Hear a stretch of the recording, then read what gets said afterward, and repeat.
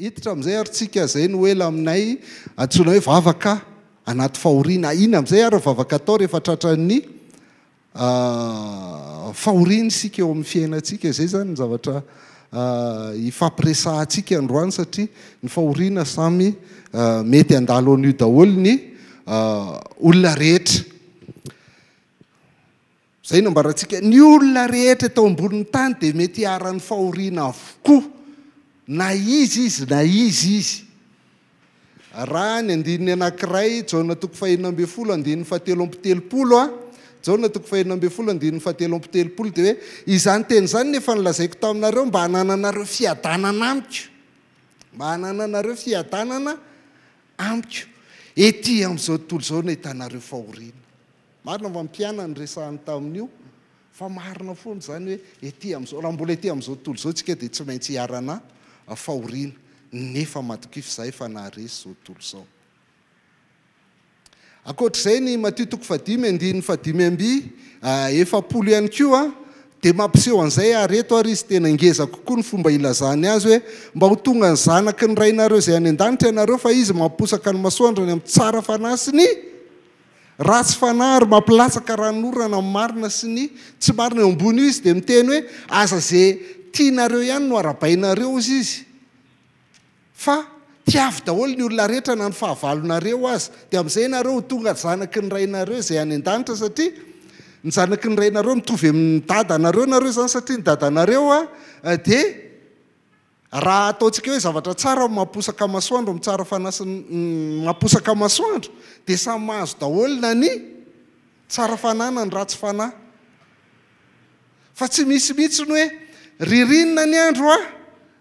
dia ny ratsy fanahy rehetra mangofotra daholo dia tsara fanahy manao t-shirt kely. Tsisy izany. Rehefa mangatsika ny andro mangatsika daholo ny olona rehetra na kristiana izy na tsy kristiana. Tsisy izany hoe mandeha eny amin'ny arabe dia mazava be daholo dia misy olona anankiray mandeha dia tsy hitanao izy fa maizina be manodidina anazy. Io kosa dia tsy namezan'Andriamanitra ny anjara masoandro ny ka. Mahazo masoandro daholo ny olona rehetrarehetra. Fa raha ataontsika indray hoe ratsy ny masoandro satria mety hivadika mamay be io ohatra ny any États-Unis zao tafakatra 50 degré ny masoandro dia tsy possible mihitsy zany hoe samy mandeha eny amin'ny arabe ny olona rehetra dia samy mahay masoandro fa tsy hoe ny kristianina dia mandeha eny na ny manao blouson izy dia tsy mahay mihitsy satria arovan'Andriamanitra mitovy ny mahazo ny olona rehetra ohatray koa ny orana. Tsy mbola nisy mihitsy hoe iny kosa aloha dia zanak'Andriamanitra be mihitsy ka rehefa mandeha anaty orana iny tsy mila elo fa mandeha fotsiny iny dia tsy lena. Tratra ny orana daholo ny olona rehetrarehetra fa tsy isenzany. Mampilatsaka ny ranorana marina sy ny tsy marina Andriamanitra. Dikan'izay ny fifaliana sy ny fahoriana dia samy mitranga na kristiana ianao na tsy kristiana. Fa ny kristianina ankoatran'izay hitovizan'ny olombelona rehetra izay dia misy fahoriana fanampiny ho azy izay tsy hananan'izao tontolo izao. Ty zany raha mbola eo an-dalam-peritreretana ianao hoe hanao kristiana sa tsy hanao kristiana dia fampiomaniko anao ty fa dia azo fahoriana fanampiny ianao mihoatra ny olona rehetra. Ny fahoriana ananan'ny olona anananao fa ianao mbola mahazo fanampiny. Tsy makabetsaka tsika fa anankiray ihany Timoty 2:7-12. Timoty 2:7-12. Eny izay rehetra teo velona amin'ny toe-panaraka an'Andriamanitra dia enjehana. Zay le fanenjehana izay ihany koa zany izay tsy mahazo ny tsy mpino fa noho ny finoana ao an' Jesosy Kristy dia azon'izany. Fa zany ve mba kristianina sy ny inona sy ny rehetrarehetra dia tsy maintsy hiatra aminao izay. Andao hijerentsika kely ireo karazana fahoriana mety miatra. Inona ny karazana fahoriana mety miatra amin'ny olombelona rehetra na kristiana na tsy kristiana mety miatra aminao. Tsy ary voatanisako daholo izy rehetrarehetra fa inoko fa nitsotra indrindra fa atsika mahazo azy dia lefa izay tany Saint Paul ao amin'ny Romanina 9:5-7. Ozy izy hoe izy anao saraka antsika amin'ny fitiavan'ny Kristy fahoriana ve? Dikan'izany mety hiaran'ny fahoriantsika zany izay zavatra mampahorenao rehetrarehetra sa fahantrana. Dika fahantrana zany dia tsy mety manana ny ampy mihitsy ianao tsy tonga kory faravolana efa lany ny volanao zany atao hoe fahantrano tsy ampy mihitsy izay ivelomanao zary ianao raha mahavity sakafo fahantrano fahoriana zany tebiteby isaky ny andeha hiasa ianao dia hobedin'ny patron indray androany fahoriana nge zany mety ny ataonao na tsy mety bedy foana ianao mahazo tebiteby amin'ny fiainana rehetrarehetra ny fanenjehana moa dia efa nresantsika teo iny fa mahazo foana ianao izay miseho azy ho kristianina io ny vavan'ny olona sy ny ary vava matetika marary kokoa noho ny totondry marary mihitsy ny vava noho ny totondry ny mosary tsisy hohanina tsy manana hohanina ianao mety mitrango zany ozy izy Paoly fa izy anasaraka antsika amin'izany amin'ny fitiavan'ny Kristy ao anatin'izany mety tsy manako hohanina ianao fa 2 andro zay tsy sakafo na maly any sakafo fara fa zao tsy haiko inona no hohaniko androany ny fitanjana zany tsy manana akanjo tsy manana fitafiana indray ianao eto mitrango zany le fitafiana efa komavoka kely iny foana dia iny foana ny anaovanao isan'andro san'andro fa tsy mety mahazo fahoriana zany ozy izy Paoly loza ny accident dia le averiko mety hiaran'ny accident daholo ny olona rehetrarehetra na kristiana na tsy kristiana mety hotratran'ny accident marary tapaka maty mihitsy ary ny sabatra moa zany dia mipetraka daholo io na ny mpanendaka zay manao anao na ny fanenjehana ataon'ny silamo sy ninona mety hitrango zany dia misaoran'ny tompo raha mbola tsy mitrango izy aloha fa mety hitrango zany dia zany ao anatin'ny sabatra daholo raha vatsika amin'ny fiteny hafa izy mba mety azahoanareo azy hoe ina avy ny karazana fahoriana mety hitrango misy miatra amin'ny vatana dia marary ianao zany misy aretina mahazo anao na misy klema mahazo anao na zavatra oatra zany fahoriana zany fa ndraindray koa tsy amin'ny vatana izy fa amin'ny saina ny stress ny dépression mitranga amin'ny olona rehetrarehetra zany na kristiana raha mety voan'ny dépression ny stress moa zany dia efa namorona spinner mihitsy ny vazaha mba ialana amin'le izy ny fo raha ny baiboly ny resana dia ny saina sy ny fo zavatra ray ihany tsy le tovakena tsy le atodokena akory ny saina sy ny fo fa le olona ao anatiny lazahan'ny baiboly azy noko fa mety mbola hianatra n'izany tsika ny oriana be any rehefa lehibe ny manambolonareo fitenina eo an-trano zany lehibe manamboly zany rehefa te hividy zavatra ka tsy mahazo fa mipetraka koa le fo hoe tena marary ianao malahelo ianao misy havanao maty misy havanao marary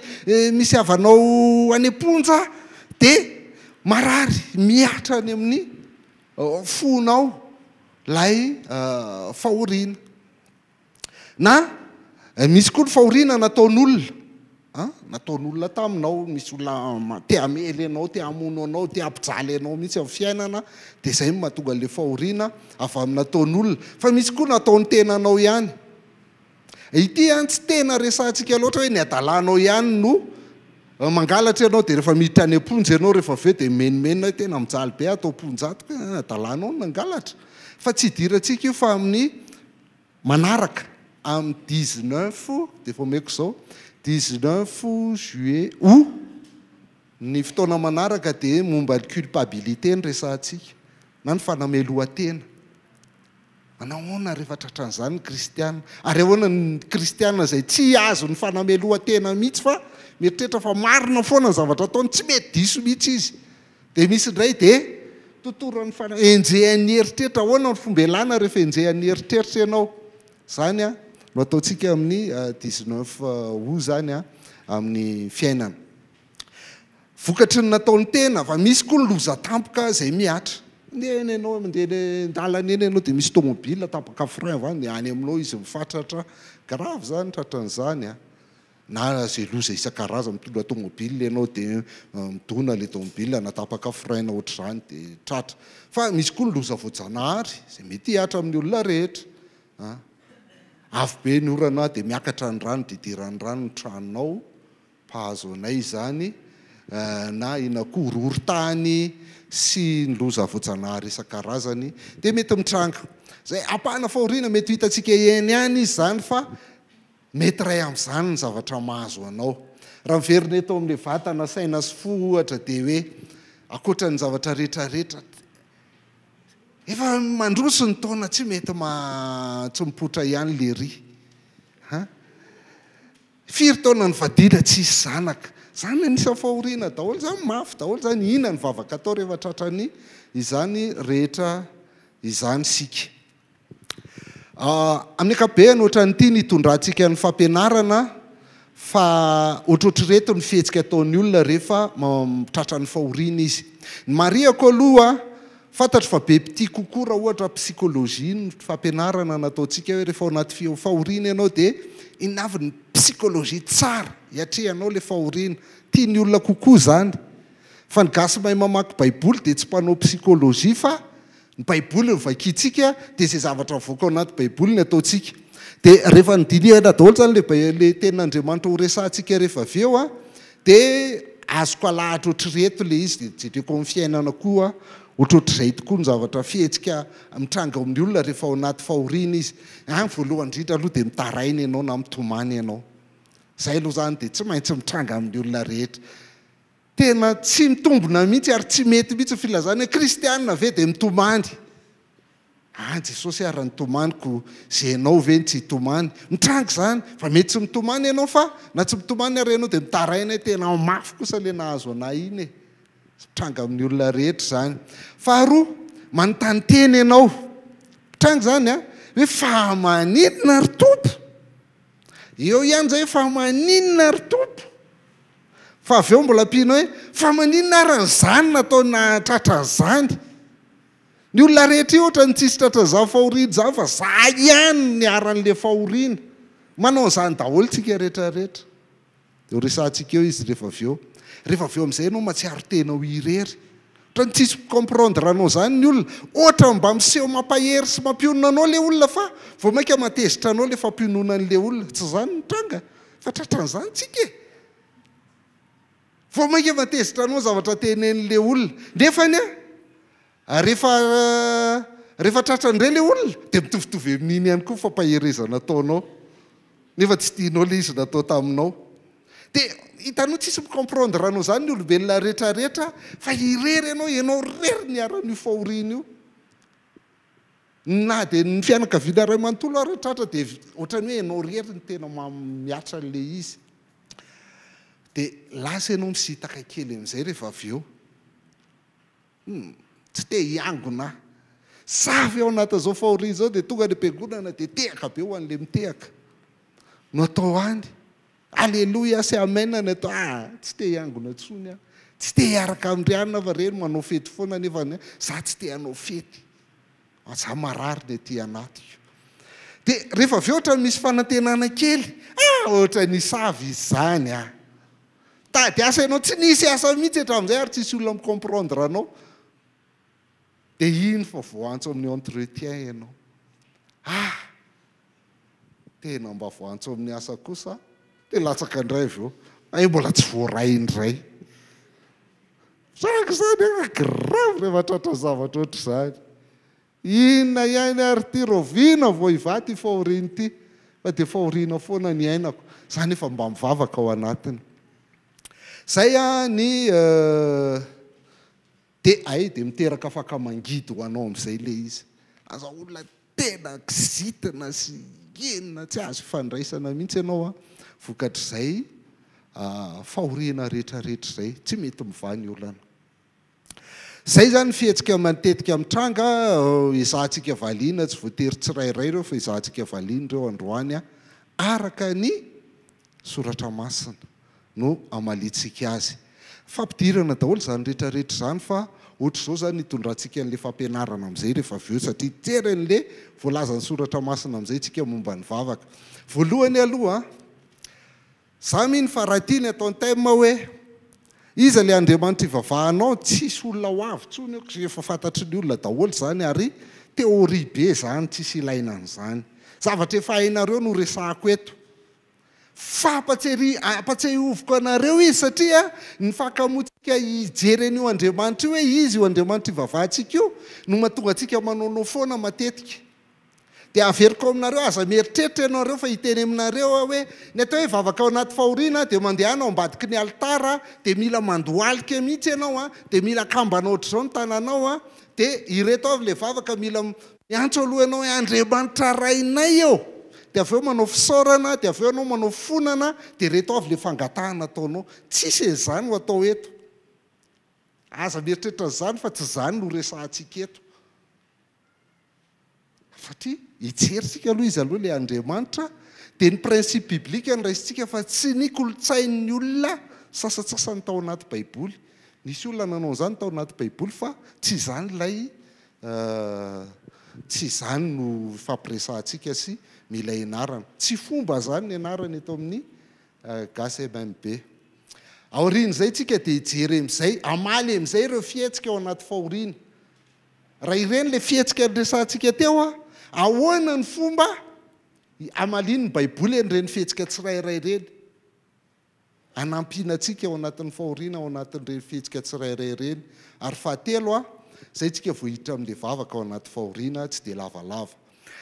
Ezahantsika tapatapahan'ireo isaky ny mahavita anankiray tsika dia mijanona kely, miato kely, paozy kely,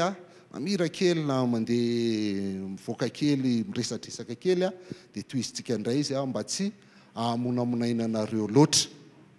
Izy ilay Andriamanitra ivavahantsika, inona ny fihetsika ataontsika sy ny lazainy ambaran'ny baiboly tokony ataontsika rehefa ao anaty fahoriantsika, dia amin'ny farany ahoana amin'izay le vavaka rehefa ao anaty fahoriana. Misy raha amin'ny ankapobeny misy tenin'Andriamanitra anankiefatra, misy texte efatra no resantsika eto. Tia ny texte voalohany hijerentsika an'io Andriamanitra ivavahana io. Tsy hampianatra momba an'io lavabe zany fa manome texte anankiray anareo fotsiny dia hitantsika izy. Hainareo inge izany e, ary hainareo mandika ny zavatra teneniko eto amin'ny teny frantsay na amin'ny teny teolojika. Fa andaontsika heritreritra rehefa avy eo manahoana amin'izay fiainako izany amin'ny fiainako isan'andro tena izay Andriamanitra izay ve no Andriamanitra ivavahako ohatran'izay voalohany Andriamanitra dia ivavahantsika dia Andriamanitra mahalala ny zavatra rehetra, na atsointsika amin'ny teny teolojika hoe omniscient. Omniscient. Andriamanitra mahalala ny zavatra rehetra. Dia ny texte hojerentsika ao anatin'ny toetran'Andriamanitra io dia ny Salamo 8:30.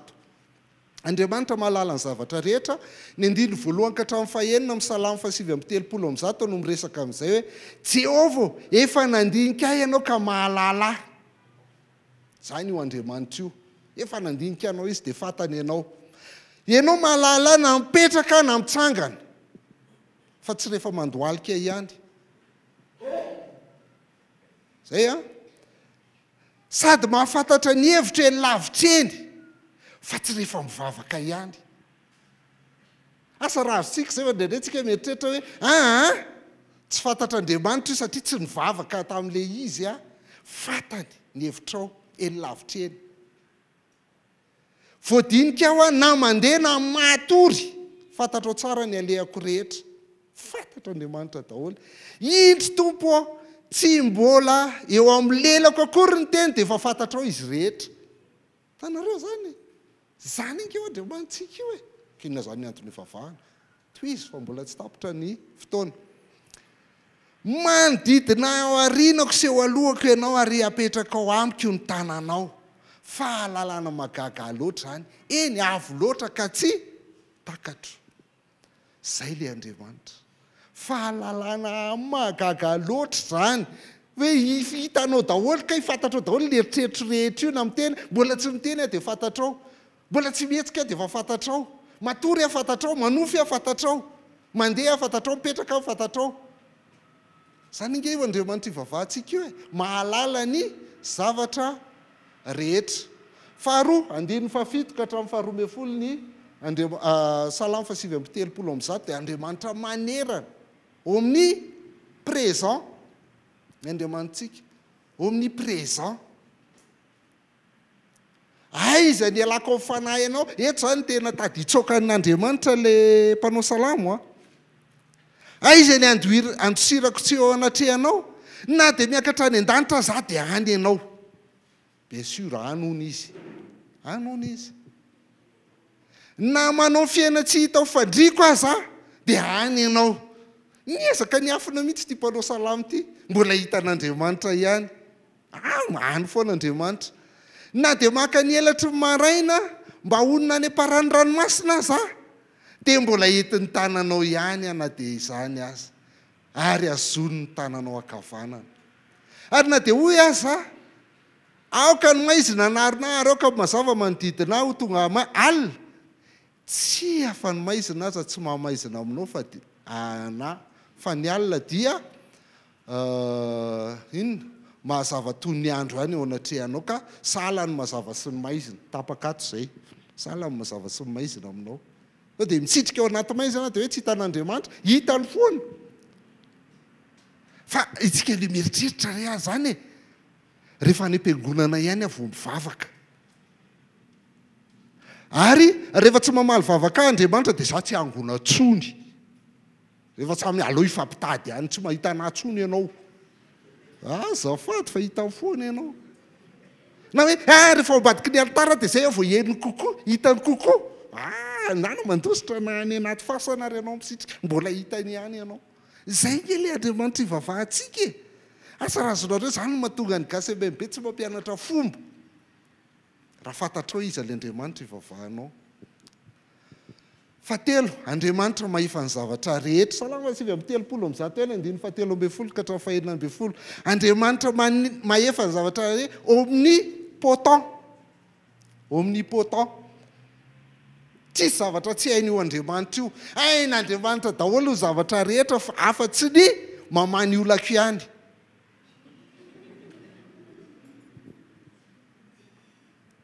fa ianao nahary ny voako zany zany ny hainy na le voanao io hainy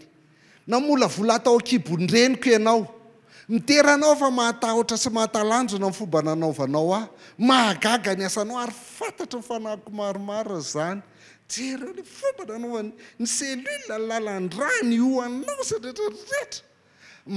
makamonaty hoe mahatahotra ity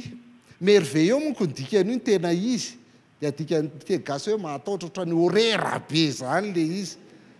fa tsara nanaovan'Andriamanitra anao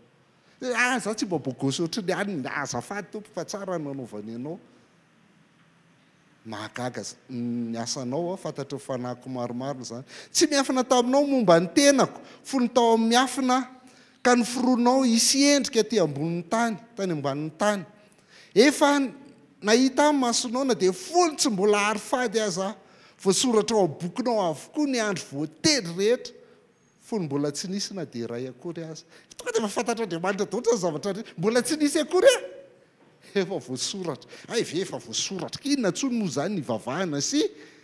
anaovan'inona fa dia fa alao hiarany fatalismo zany tsy zany ny tiany olazaina dia zao hoe Andriamanitra dia mahay manao ny zavatra rehetra satria ny fomba nanaovany ianao dia tsara be jereo fotsiny ny selula anankiray ao anatinao jereo amin'ny microscopy misy an'izany noyau zany misy an'izany inona zany be dia be izy ao anatiny ao efa elabe tsy terminal misy an'izany ao selula kely anankiray ampafiry ny singanao zany nanaovan'Andriamanitra anao dia tsy ho hainy ve ny zavatra hafa rehetra fa efatra Andriamanitra tsy refesy mandidy izy Dieu souverain tsy refesy mandidy izy zany Nebokadnezara dia nampiandrana masoko tamin'ny lanitra ka nody tamiko indray saiko ka dia nisaotra ny avo indrindra ary nidera sy nankalaza ny velona mandrakizay zao ny fiderana nataon'le vadika biby izy le teo alohan'io dia avy vadika biby izy dia zao ny lazainy hoe ny fanapahana dia fanapahana mandrakizay zay tiany atao zany dia mandrakizay ny fanjakany hatratra ny taranaka faramandimby tsy mitovy amin'ny fanjakany Nebokadnezara fa mandraka androany mbola mitombona ihany ny fanjakany n'Andriamanitra Nebokadnezara efa navadika impiry zay sa tsy mamadika izy tsy fantatro ny ponina rehetra ety an-tany dia atao tsinitsinina fa manao zay sitrapony Andriamanitra ary rehefa manao sitrapony izy manao zay sitrapony amin'ireo tafika any an-danitra sy amin'ny ponina ety an-tany izy zay tiany atao amin'ny olona dia ataony zany zay tiany atao amin'ny anjely dia ataony zany satria zany ny sitrapony ary tsy misy mahasaka anazy tsisy zay tiany atao ihany io zay ny Andriamanitra tsika na tsy misy koa miteny aminy hoe ino ty ataonao fa zay tiany ihany io ty Andriamanitra tsy refesy mandidy io Andriamanitra tsika io orera ndray zany tena tsisy idirana tso za fa dia zay tiany atao ihany io kinona tso ny vavahana sao dia ampianatra le zalahy ty hoe aza mivavaka saingy ny Andriamanitsika dia Andriamanitra inona koa Andriamanitra inona tonga dia miteneny ianao zay ao anatinao fa marina foana Andriamanitra fitiavana dia tsy hidirako tsony iny a dika ny Andriamanitra fitiavana dia Andriamanitra te hamonjy antsika io toy izao ny tiavan'Andriamanitra izao tontolo izao ary izy ary le rahalahy Jean 3:16 tsy hitako eto toy izao ny tiavan'Andriamanitra izao tontolo izao volao ve za zafady a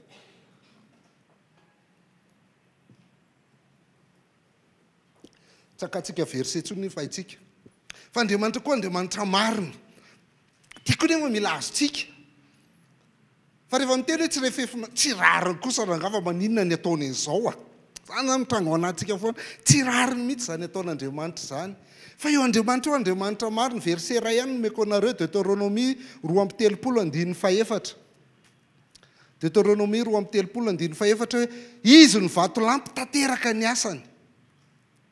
fa ny lalany rehetra dia amin'ny rariny avokoa tanareo ny lalany rehetra io ka izy manao zay tiany atao fa ny zavatra tiany atao rehetra dia amin'ny rariny avokoa justice ny dikan'izany le Andriamanitra marina eto zany tsy le vérité akory fa Dieu juste Andriamanitra mahatoky izy ka tsy misy ratsy ao aminy marina sy mahitsy izy zay koa io Andriamanitra io fa raha vao tsy haintsika zany zay fa ataontsika fotsiny hoe souverain izy manao zay tiany atao dia namanota ary zany izy dia azony atao zany no tsy afaka manao an'izany izy fa voalohany aloha amin'ny fitiavana ny anaovany zavatra rehetra ary faharoa rariny sy marina zavatra rehetra mitranga ninona marary anao sy lazainao hoe tsy nanao an'izany akory a zazakely nge dia efa mahay ny rariny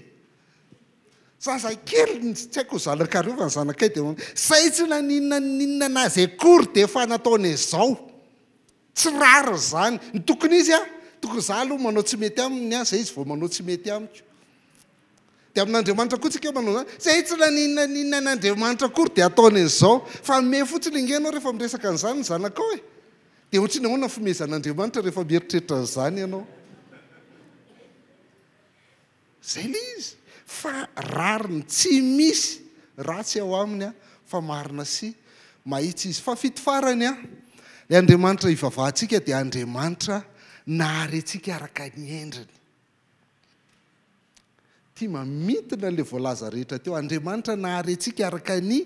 endriny ina ndikan'izany ao amin'ny Genesis toko voalohany a 9:20 sy 7:20 no ilazana izay ary Andriamanitra ny teny hoe andeha isika amorona olona tahaka ny endritsika araka ny tarehintsika ary aoka izy hanapaka amin'ny hazan-drano amin'ny ranomasina sy ny voromanidina sy ny biby fiompy amin'ny tany rehetra sy ny biby rehetra izay mandadina mikisaka amin'ny tany ary Andriamanitra nahary ny olona tahaka ny endriny tahaka ny endrika Andriamanitra nahariany azy lahy sy vavy no nahariany azy inona kay nidika an'le hoe nohariana tahaka ny endrika Andriamanitra azo atao fampianarana mandritry ny adiny 400 zany fa raha fitiniko ndray mandeha fotsiny izy dia zao ndika an'izany ary rehefa nanao ny mazava Andriamanitra dia niteny fotsiny izy hoe misy mazava rehefa nanao biby izy dia miteny izy hoe misy biby rehefa nanao ny nametraka ny vorona sy ny azan-drano izy dia niteny hoe misy vorona sy azan-drano araka ny karazany avy fa rehefa nanao ny olona izy a dia naninona aloha ny resaka andeha isika amorona olona tahaka ny endritsika le Andriamanitra miresaka zany io Andriamanitra nanao ny nahary ny olombelona io ka le olona tahaka ny endrika Andriamanitra zany dia olona maninona olona miresaka sy mifandray ny olona nohariana araka ny endrika Andriamanitra zany dia ny olona mifandray amin'Andriamanitra zay naharin'Andriamanitra atsika isika ifandray aminy ny olona mitovy endrika ihany no afaka miresaka ary zalahy ty alika aloha mahay miresaka amin'ny alika ihany e fa tsy tena mahay fa ny alika sy ny alika ohatra mahay miresaka kokoa tsy zany sakasasaka ohatra mahay miresaka kokoa satria mitovy dia ny olona sy ny olona mahay miresaka kokoa fa raha mitovy endrika amin'Andriamanitra tsika dia mahay miresaka amin'Andriamanitra zany. Faharoa dia le Andriamanitra zany namorona olona tahaka ny endriny ifampiresaka aminy fa ifampiresaka amin'izy samin'izy koa zay nanaovany hoe lasy vavy no nahariany azy tahaka ny endrika Andriamanitra no nahariany azy lasy vavy no nahariany azy zany hoe tian'Andriamanitra koa ny olombelona ifandray samy olombelona zay fifandraisana samy olombelona zay ny tian'Andriamanitra atongavana eo amin'ny fiainana. Fa ny anankiray adinontsika foana amin'ity dia zao inona ny tena resahany betsaka indrindrato ary inona ny olombelona ozy izy mba haninona jere tsara anapaka amin'ny hazan-drano any amin'ny ranomasina ny voro manidina ny biby fiompy amin'ny tany rehetra ny biby rehetra izay mandadina mikisaka amin'ny tany lava be mihitsy ny resahany an'io ny no arianantsika araka ny endrika Andriamanitra dia tsika hanana fifandraisana amin'ny zavaboary. Tsika hanjaka eo amin'ny zavaboary fa tsy hanjakazaka amin'ny zavaboary. Fa lasa noho ny fahotana moa dia simbo endrika Andriamanitra io dia lasa manjakazaka amin'ny zavaboary tsika. Lasa miady tsika samyntsika olombelona ary lasa tsy manana fifandraisana amin'Andriamanitra intsony tsika.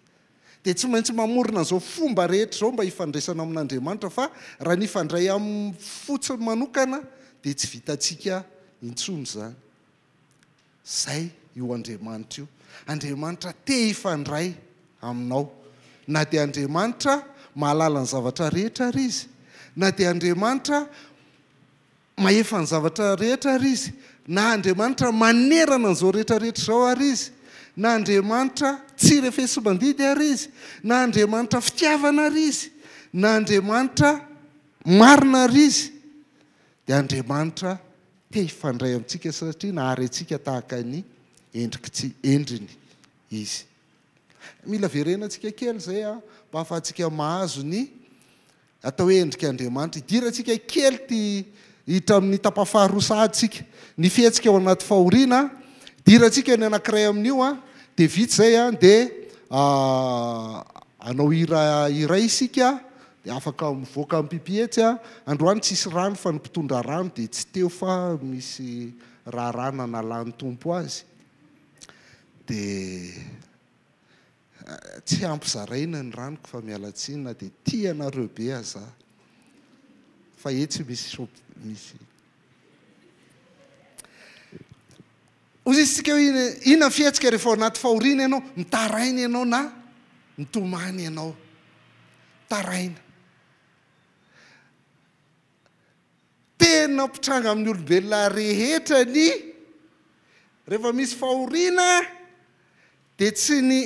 mandroso fa tsy manena mihitsiny tsisy mibedy ianao eo zao lasa mijerenao daholo tsy mila hoe atao an'izao paozy atao an'izao paozy zay vao mety le fitarainana tsy ny mamoritra lohalika ny ataontsika voalohany raha vao mitranga fahoriana fa mandray telefônina dia miantso araka le voalaza teo fa normal be amin'ny olombelona zany mitaraina aloha ny tany fa rehefa mijery ny Exodosy 3:7-7 isika dia ahita zavatra anankiray tsara ao anatiny. Exodosy 3:7-7 tokony efa hitantsika teo zany izy hoe vao mitaraina ange ianao efa hitan'Andriamanitra miafina ary ianao hitany komaika fa ianao mitaraina miantso ny olona rehetra tsy ireo areo olona fa mijaly be zany hoe tiantsika atao hita ny olona rehetra ary mahitanao ka izy indray tsy ahitanao fa ity vao maika mampahery be ny Exodosy 3:7-7 ny Exodosy 3 mbola baby tany Ejipta ny zanak'Israely baby tany Ejipta ny zanak'Israely fataro tsara fa ny zanak'Israely baby tany Ejipta nandritry ny 700 taona io dia Andriamanitra dia zanak'Israely tsy mahafantatra tsony an'Andriamanitra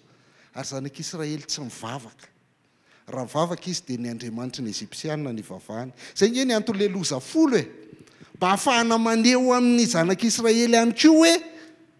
aza mivavaka amin'ny andriamanitra Egyptiana io nareo fa tsy mavoy io resiko io zany dika loza folo fa inona ny tranga olona tsy malala an'andriamanitra tsy mivavaka tsy inona fa le dadabeany ry Abrahama sy Isaka ary Jakoba no nahafantatra n'izany andriamanitra zany fa reo tsy mahalala dia zao ny tenenin'andriamanitra hoy ny tompo hitako tokoa ny fahorian'ny oloko izay any Egypta ary reko ny fitarainany noho ny ataon'ny pampahory azy tanareo zay le andriamanitra omniscient hitany vao mitaraina ianao tsy mivavaka reto hoa tsisy mihitsy ao vakeo toko voalohany sy toko faharoa tsy mivavaka zany reo tsy fatany akory io andriamanitra io na Mosesy ara tamin'ny fotoana io aoriana kely ao mbola manontany hoe iza moa ianao raha nytanindry zareo ana dia teo izy vao miteny hoe izao izay izy hatrizay ka ao mandrakizay na Mosesy ary tsy nalala an'io andriamanitra io fa andriamanitra nefany efa nahita ny fahorian'ny olona tany Egypta ary nahareny fitarainana noho ny atao pampahory azy eny fantatro ny fijaliana ka midina izao hanafaka azy amin'ny tanan'ny Egyptiana ka hitondra azy hiakatra hiala amin'ny tany ho any amin'izay tany sosy malalaka dia any amin'ny tany tondra dronosy tantely any amin'ny tany Kananita ny Etita ny Amorita ny Perizita ny Hivita ny Jebosita ary ankehitriny indro ny fitarainany zanak'Israely dia efa ambiaty amiko sady hitako koa ny fampahoriana izay ampahoriana Egyptiana azy koa avy ianao ankehitriny irako ho any amin'ny farao hitondra ny zanak'Israely oloko hivoaka avy any Egypta dia eto dia efa mampahery-tsika sady hoe jereo zavatra mitranga ny elanelan'ny Genesis toko faharoa sy toko fahatelo tompoko dia 20 taona ny elanelan'ny Exodus azafady Exodus toko faharoa sy ny Exodus toko fahatelo 20 taona tany amin'ny 20 taona lasa andriamanitra efa nanomana ny anafahana ny zanak'Israely satria tany izy ny Aroni Mosesy tsy ho vonoina satria vonoina daholo ny lehilahy tamin'izany tany izy ny Aroni Mosesy tsy ho vonoina 20 taona lasa zanak'Israely avy zany tsy manantena inona fa dia mitaraina fotsiny sisa ny ataony 40 taona Mosesy dia nieritreritra hoe ary mety zanga many hanafaka an'ireto olona reto fa ry misy bandy mamono Hebreo vonoko koa io dia rehefa mivonony Mosesy le Egyptiana dia izy indray nenjea farao dia voatery nandositra tany Midiany izy nandritra ny 40 taona grave zany amintsika ny mamaky Exodus toko faharoa sy toko fahatelo ne vitantsika ao anatin'ny 2 minitra zany raha le miakanakany ianao mamaky teny fa ny ainany zanak'Israely zany tompoko 20 taona nefa ny teny izy hoe efa reko hitako ny fahorian'ny oloko tany Egypta ary 40 taona aorinan'io ny zanak'Israely vao tafiditra any amin'ny tany Kanana aiza hoe izy zany ny ianao ianao mitady vady io afaka 20 taona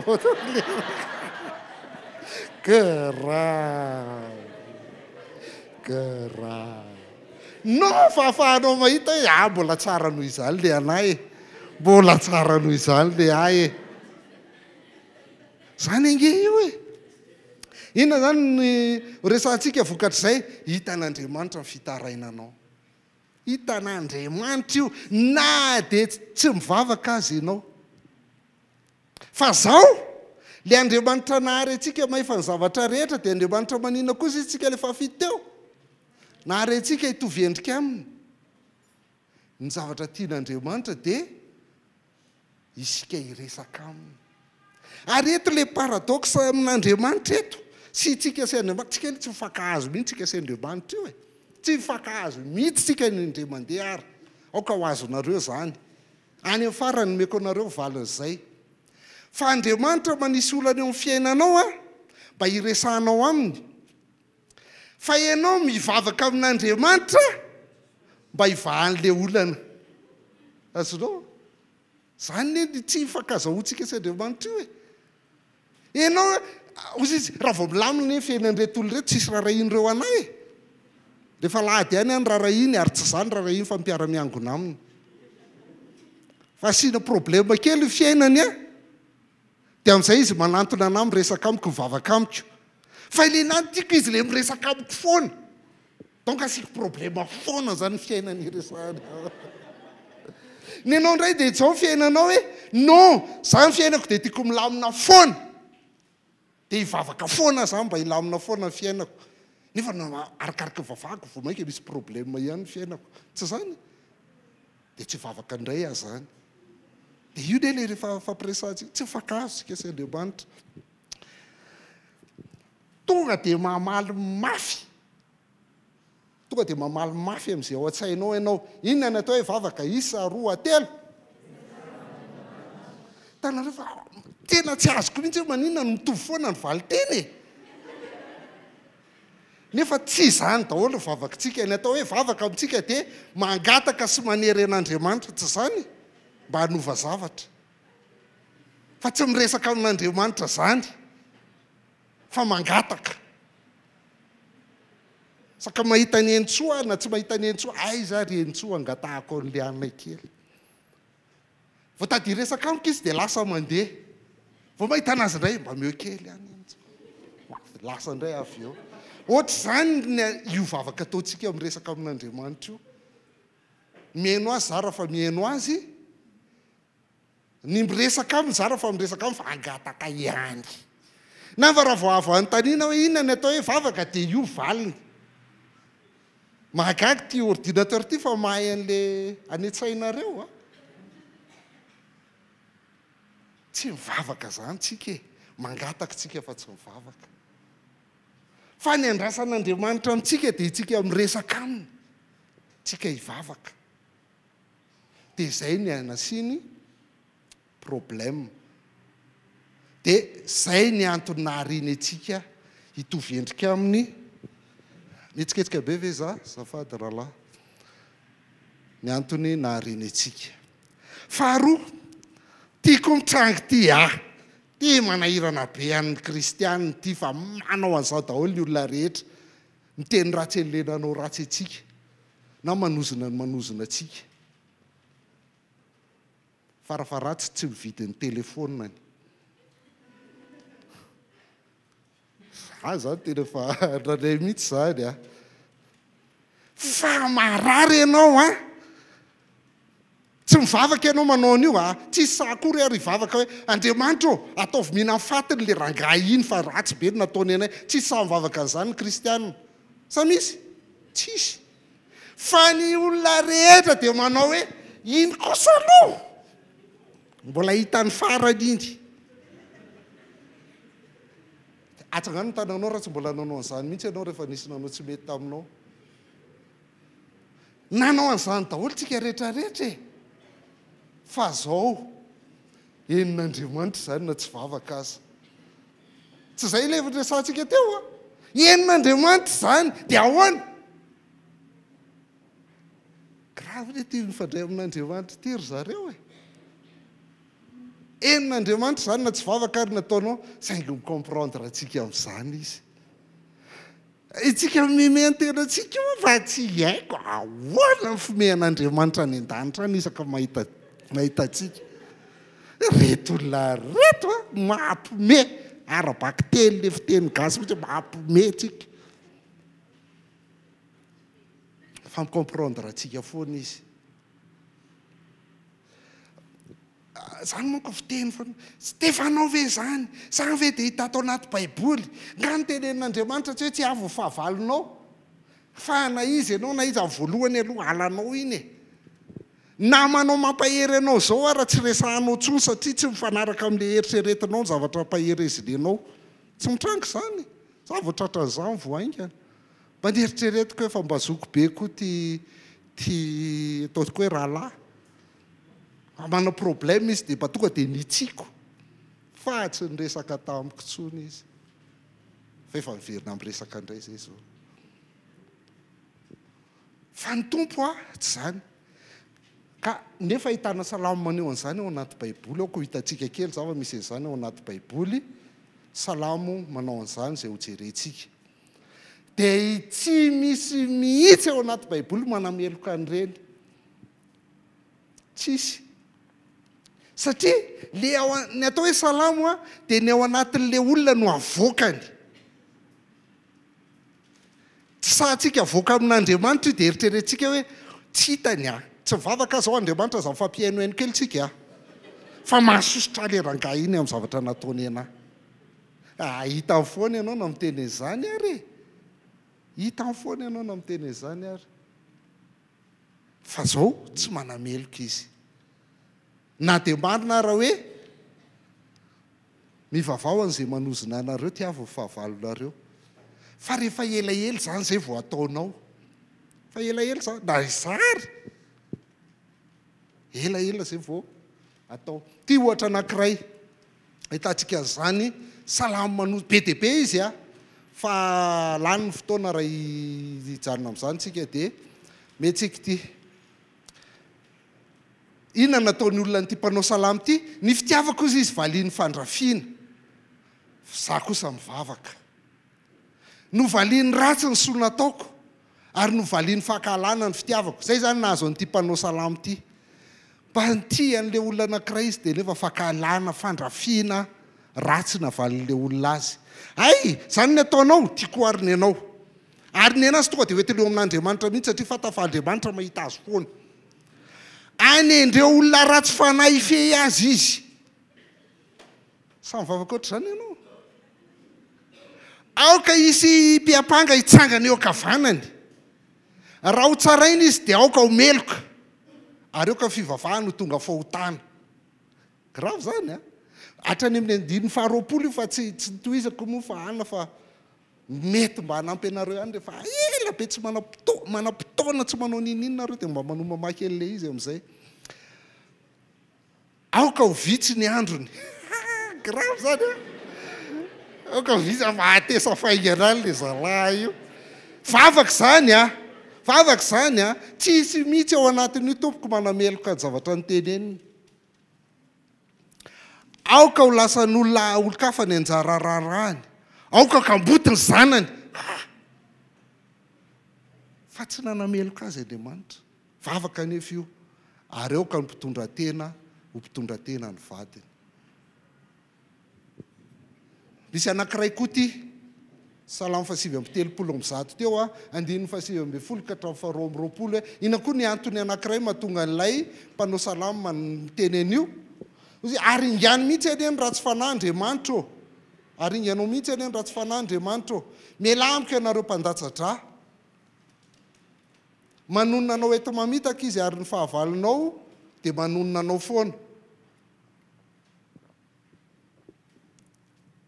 tsy mankaly zay mankaly anao va tompo raha zany asian'le olona au fait ianao mihitsy eny ho asiny ary horikoriko amin'izay mitsangano anohatra anao tena alako marina tokoa reny fahavaloko reny satria manohatra an'Andriamanitra mbola ao anatin'le salamo fasivy amby telopolo teo ty satria fatany io Andriamanitra io loharany eo anatrehan'Andriamanitra daholo ny ao am-pony ary micomprendre an'izany Andriamanitra za zany tsy miteny anareo hoe dia atao feno fahakalana ao anatinao fa ozy izy aho hoe avoainy ao anatinao raha zay aloha mbola manery anao androany avoay fa rehefa tafavoaka ane zay dia tsisy izay tsony ao anatinao dia hitanao amin'izay ny Romanina toko faharoa amby folo hoe tiava ny fahavalonareo valiosony ratsy fa izany nareo dia ametraka vainafo tapon-dohany mbola ianarantsika zany ina andika an'izany tsy valifaty za vainafo alao maiany lohany tsy zany andika aniny tsy fitovevitiny atestamenta vaovao iny fa rehefa tonga fotoanan'izay dia mianatra anazy tsika dia le fanontaniana hoe fanahoana ary tompo fanahoanany dia nitranga zany ary maninona miatramboko zany satria izao foana ny eritreritrytsika ary tena misaotra ny tompotsika ary tsy diso zany rehefa misaotra ny tompo amin'izany tsika hoe nandeha dia nisy accident be dia hianina reriny tsy naratra tsy maty tao anatiny satria zanak'Andriamanitra tena mampisaotra ny tompo zany hoe tena arovan'ny tompo le kristianina fa ity misy zavatra anankiray nitranga tamin'ny olona faran'izay akaiky anahy mety arary ary mbola marary izy zao fa avokako ihany satria ho an'ny tompo fa avany fianaratsoa io olona io dia kristianina tsara tena tiany tompo manambady manjanaka ary ny herinandron'io izy dia ho tokanana ho ino moa doyen ny faculté de médecine ny fianaratsoa ny herinandro aorinan'io fa niakatra izy hanao fête de mère ho an'ny vadiny dia rehefa teny an-dalana dia izao ny zavatra nitranga io ny fiara izy rery teo amin'ny devant no voa dia izy rery maty nisy maty any taty aoriana avy eo tsisy ono fa izy rery maty sur place izy mpino ary tena pino tena oke tsara zany ary ny antony nidirany anao doyen ny faculté de médecine dia tena hijoro vavolombelona hoe anala n'le kolokolo sy zavatra misy eo amin'ny doktora fa nahoana ary tompo nahoana no izy ny zanany kely dia izy rery maty zany tena fanontaniana mitranga sy mipetraka foana eo amin'ny fiainana fa nisy nanao an'izany koa anaty baiboly mpitsara toko fahenina 17 Gideona fa io Gideona taminy teto zany resaka tamin'ny Gideona le anjeliny Jehova hoe anavitra anao Andriamanitra ry lehilahy mahery dia ozy Gideona taminy indrisy tompoko raha momba anay ny tompo nahoana zay le fanontaniana nahoana ny miatra aminay izao zavatra rehetra zao ary aiza ny fahagagana rehetra nataony zay mitantarainy razanay taminay hoe tsy nitondra antsika niakatra avy tany Ejipta va ny tompo fa ankehitriny efa nahafohanay mihitsy ny tompo ka nanolotra anay ao tany Midianita fa nanametraka an'izany fanontaniana izany ary Gideona dia mbola izy ihany nampiasain'Andriamanitra tamin'ny alalan'ny olona 300 monja nandresiny Midianita ary olona 300 monja tsisy teny tanany afa-tsy inamory zalahy fanilo sy krusy dia iny napopoakany zareo dia tonga dia famono toerana atao le Midianita atao anatin'ny anina atao dia resy nefa ny zavatra napetrany dia io nahoana no miatra aminay izao aiza ny fahagagana rehetra nataony ohatra ny tsy manao fahagagana izany le Andriamanitra manina izy manao izany amin'ny hafa fa manina aminay tsy ohatra izany fa mbola afaka miasa ny tompo io fanontaniana tsisy valiny io meko anareo tsidika anareo fa tsy mamaly an'io mihitsy ny tompo nisy publication hitako voaingana zay tao amin'ny Facebook nafinaritra azy ozy hoe j'aime fa za tsy nanao j'aime fa j'aime taty apoky fotsiny tsy mamaly ary tsy voatery manazava ny zavatra mitranga amin'ny fiainanao ny tompo tsy namaly izy satria fanontaniana ratsy fipetraka io maninona ny ratsy fipetraka io na misy valiny ary raha tsy mahafa-po foana ndraindray mahita valiny foana tsika fa tsy mahafa-po eny zavatra rehetra miara-miasa asoa very motoako solon'ny tompo tomobily mandraka tiny androny tsy nahazo tomobily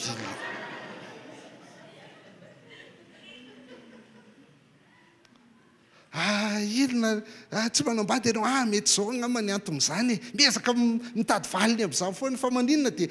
etsika ampihinonana sy ampiherezana an'le olona io fa amin'ny kapely le olona tezitra rehefa mare antsika amin'ny teniny grave be zany misy hoe maty ny zanak'le olona dia ianao mbola tanora sady mbola efa misy zanaka anankiroa reo fa nga mahasolo niny maty iny reto anankiroa reto tsy mahasolo tsy mety mahafa-po mihitsy valiny io zay moa ny tenin'ny olona zay mampionona antsika ozy izy dia Joba koa tena tratran'izany Joba 1:5-3 dia zay nataony hoe endrety ianareo mba mampionona foana ary famalinareo anefa raha voasana tsara dia laingy zany nefa olona mpivavaka be ne zany Elifaza sy Bildada ary sy Zofara zany fa laingy zany ozy izy Joba tsy maro zany miezaka manazavonareo fa maninona no za fa tsy voavalinareo zany satria na ny tompo ary tsy mamaly an'izany afatsika ana lehibe izy hoe nahoana ary tompo hiato tsika no mahita an'io Jaona 5:1 ka hatramin'ny 7 raha mbola nandalo toerany ray Jesosy dia nahita lehilahy jambatra amin'ny nahaterahany ary nanontany azy ny mpianany hoe raby io iza moa no nanoto io lehilahy io ve sa ny ray aman-dreniny dia teraka jamba izy dia novaliany Jesosy hoe tsy io lehilahy iny nanotana ny ray aman-dreniny fa ny anehoana ny asan'Andriamanitra eo aminy anton'izao eto zany lefa nahoana jereo tsara le fanontaniana no resantsika avy eo ny valiteny zareo zany ny fanontaniany zareo dia zao hoe tsy maintsy nisy nanota atao matomotrango zao hoe grave be le fanontaniana iza moa ny nanota zany hoe tsy maintsy nisy nanota tsy maintsy vokatry ny ota io zay mihitsy ny teolojia tamin'izany fotoana izany fa iza ny nanota meko option anankiroa ianao Jesosy ny option iray io lehilahy io manota na ny ray aman-dreniny izy amin'ireo fa tsy maintsy nisy nanota zay le fanontaniana io toetsain'ny mpivavaka rehetra tamin'izany io ary toetsain'ny mbola mpivavaka hatramin'izao io fanontaniana io ho an'ny zareo dia zao hoe ny fahoriana dia vokatry ny fahotana natao foana vokatra ny fahotana zay nataonao foana ny anton'ny fahoriana nanota ianao matonotrango zao ny zavatra mitranga nefa dia zao hoe ny olona rehetra dia mpanota avokoa fa tsy vokatry ny fahotana manokana ny fahoriana satria ny olona rehetra mpanota avokoa fa tsy hoe satria ianao nanao an'izao dia be din' Jesosy ianao zany matotratra an'izany sy ninona manaraka mamaika atsika dia ny antony tamin'ny lasa inona ny zavatra nitranga tany aloha any mahatonga an'le zao androany zao inona nitranga tany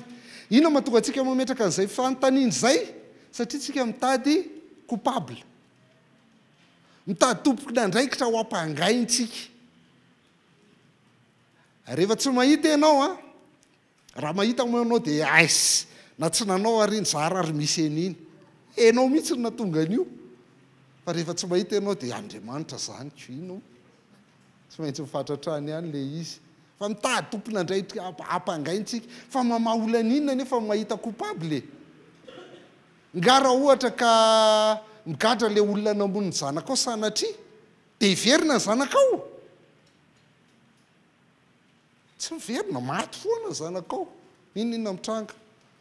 dia le fanontaniana roa nataony hoe iza nanota io lehilahy io sa ny ray aman-dreny dia samy milavin' Jesosy hoe non sady tsy io tsy ny ray aman-dreny nanota tsy resaka zany io tsy antony tany amin'ny lasa raha petrako ty ary tsy nanome antony fahatelo tamin'ny lasa izy hoe tia koa raha misy antony anankiray tsy nametraka an'izany izy inona ny lazainy tsy io lehilahy io nanotana ny ray aman-dreny fa ny anehoana ny asan'Andriamanitra no anton'izao amin'ny baiboly dia teny ray 2:24 misy an'ity fa ny fanontaniana ny lavin'i Jesosy dia le antony tamin'ny lasa fa ty le antony ty amin'ny ho avy ny tiany Jesosy ambara zany dia zao hoe sady sazon'Andriamanitra io teraka jamby io no tsy sendrasendra tsy azara na tsy sazon'Andriamanitra fa inona ny antony tsy lasa ny mahaliana an'i Jesosy Kristy ny mahaliana anazy dia hoe inona ara no azo atao zao hoe inona ny tokony atao zao fa tsy nitady hoe iza ny tompony andraikitra tamin'io tary dia asiantsika iny fa inona ny ataontsika mahana ny olana io zao tsy hoe zao zany ny fanontaniana tsy hoe fa maninona izy niteraka jambo zay le fanontaniana ratsy fipetraka fa ny fanontaniana mipetraka dia zao hoe inona ary ny ataontsika amin'ny olona teraka jambo io zay ny fanontaniana rehefa misy ny fahoriana zany aza mitady ny lasa fa mitadiava ny ho avy na ny atao zao fanontaniana mipetraka ary mba andramo valiana kely Andriamanitra ve zany nanajamba ny olona io mba hanehoana ny asany eo amin'izao tontolo zao ahoana atsangano ny tanan'izay manaiky atsangano ny tanan'izay mandahy tsisy nandahy mihitsy ve naray azy ny problème ratsy fipetraka io tsy fanontaniana io satria mbola lasa ihany mahaliana atsika tsy nanteny izany mihitsy Jesosy teo hoe Andriamanitra nanao an'io tsy niteny izany izy tsy ny lasa ho vao eo no miterenareo aza mijery ny lasa aza mitady tompony andraikitra coupable nytiany Jesosy Kristy lazaina hoe fa hanehoana ny asan'Andriamanitra eo aminy anton'izao dia zao hoe na izao aza mahazo azy mbola azo vonjena izy tsy izay ve ny zava-dehibe ka raha fantatrao ary hoe izy ary natonga anazy teraka jamba dia mampaninina anazy zay dia mitonotony ve ny ajambany mbola jamba ihany izy jamba foana izy fa inona ny azo atao amonjena anazy zao zay ny zava-dehibe tamin'i Jesosy Kristy noho izany a ny fanontaniantsika hoe fa maninona ry tompo pourquoi moi nahoana ry tompo tsy misy valiny zany aza mijery ny lasa ozy izy na misaina zay fatany ny olana zany dia tsy ny antony fa inona ny azonao atao zao zay ny olana mila tadiavina ka eto zany ny zava-dehibe ozy Jesosy Kristy dia ny anehoana ny asan'Andriamanitra zay zao no mila ataontsika aneho ny asan'Andriamanitra zay no avy amin'ny fiainana mihitsy hoe be dehibe nyfanontaniana tsy valiany Jesosy Kristy so dia verinareo tonga eto ambony tany Jesosy Kristy dia amala fanontaniana rehetra amin'ny problème rehetra eto ambony tany tsy zany natongavany tsy amaly ny curiosité atsika ny natongavany Jesosy Kristy ohatra ty Luka 17:1 ka hatramin'ny 15 fahoriana be ty tamin'izany andro zany tamin'izany andro zany nisy sasany teo izay nanambara tamin'i Jesosy nanjoy ireo Galiliana izay nararom-Pilata tamin'ny rano tamin'ny fatiny rano grave zany horaire zany ianao ary mijery raha latsaka kely efa horaire ka maika efa hoe misy faty eo dia naroarom-Pilata tamin'ny fatiny rano fa Jesosy namaly azy hoe everinareo ve fa ireny Galiliana reny mpanota mihoatra noho ny Galiliana rehetra satria niaran'izany zavatra zany tsy hoy aminareo fa ratsy ny bebaka ianareo rehetra dia horingana tahaka izany koa dia nanao ohatra anankiray koa izy ary reny 12 reny 12 zay nenjeran'ny tilikambo tao Siloama ka maty everinareo ve fa mpanota mihoatra ny olona rehetra zay monina ny Jerosalema reny tsy hoy aminareo fa ratsy ny bebaka ianareo rehetra dia horingana tahaka izany koa ianareo donc tsy fahotana foana mahatonga ny fahoriana mety fahotana fa tsy fahotana fa amin'ny 19 fotsika mijery an'izay ka tsy tonga amaly ny curiosité atsika zany ny tompo fa ny natongavany dia hanao ny sitrapon'Andriamanitra sitrapon'Andriamanitra dia tsy ahisy very ny olona rehetra fa ho tonga amin'ny fibebahany izy rehetrarehetra zay ny natongavany Jesosy Kristy fanontaniantsika zay fa maninona no izany tratran'izao fa maninona no miatra amiko izao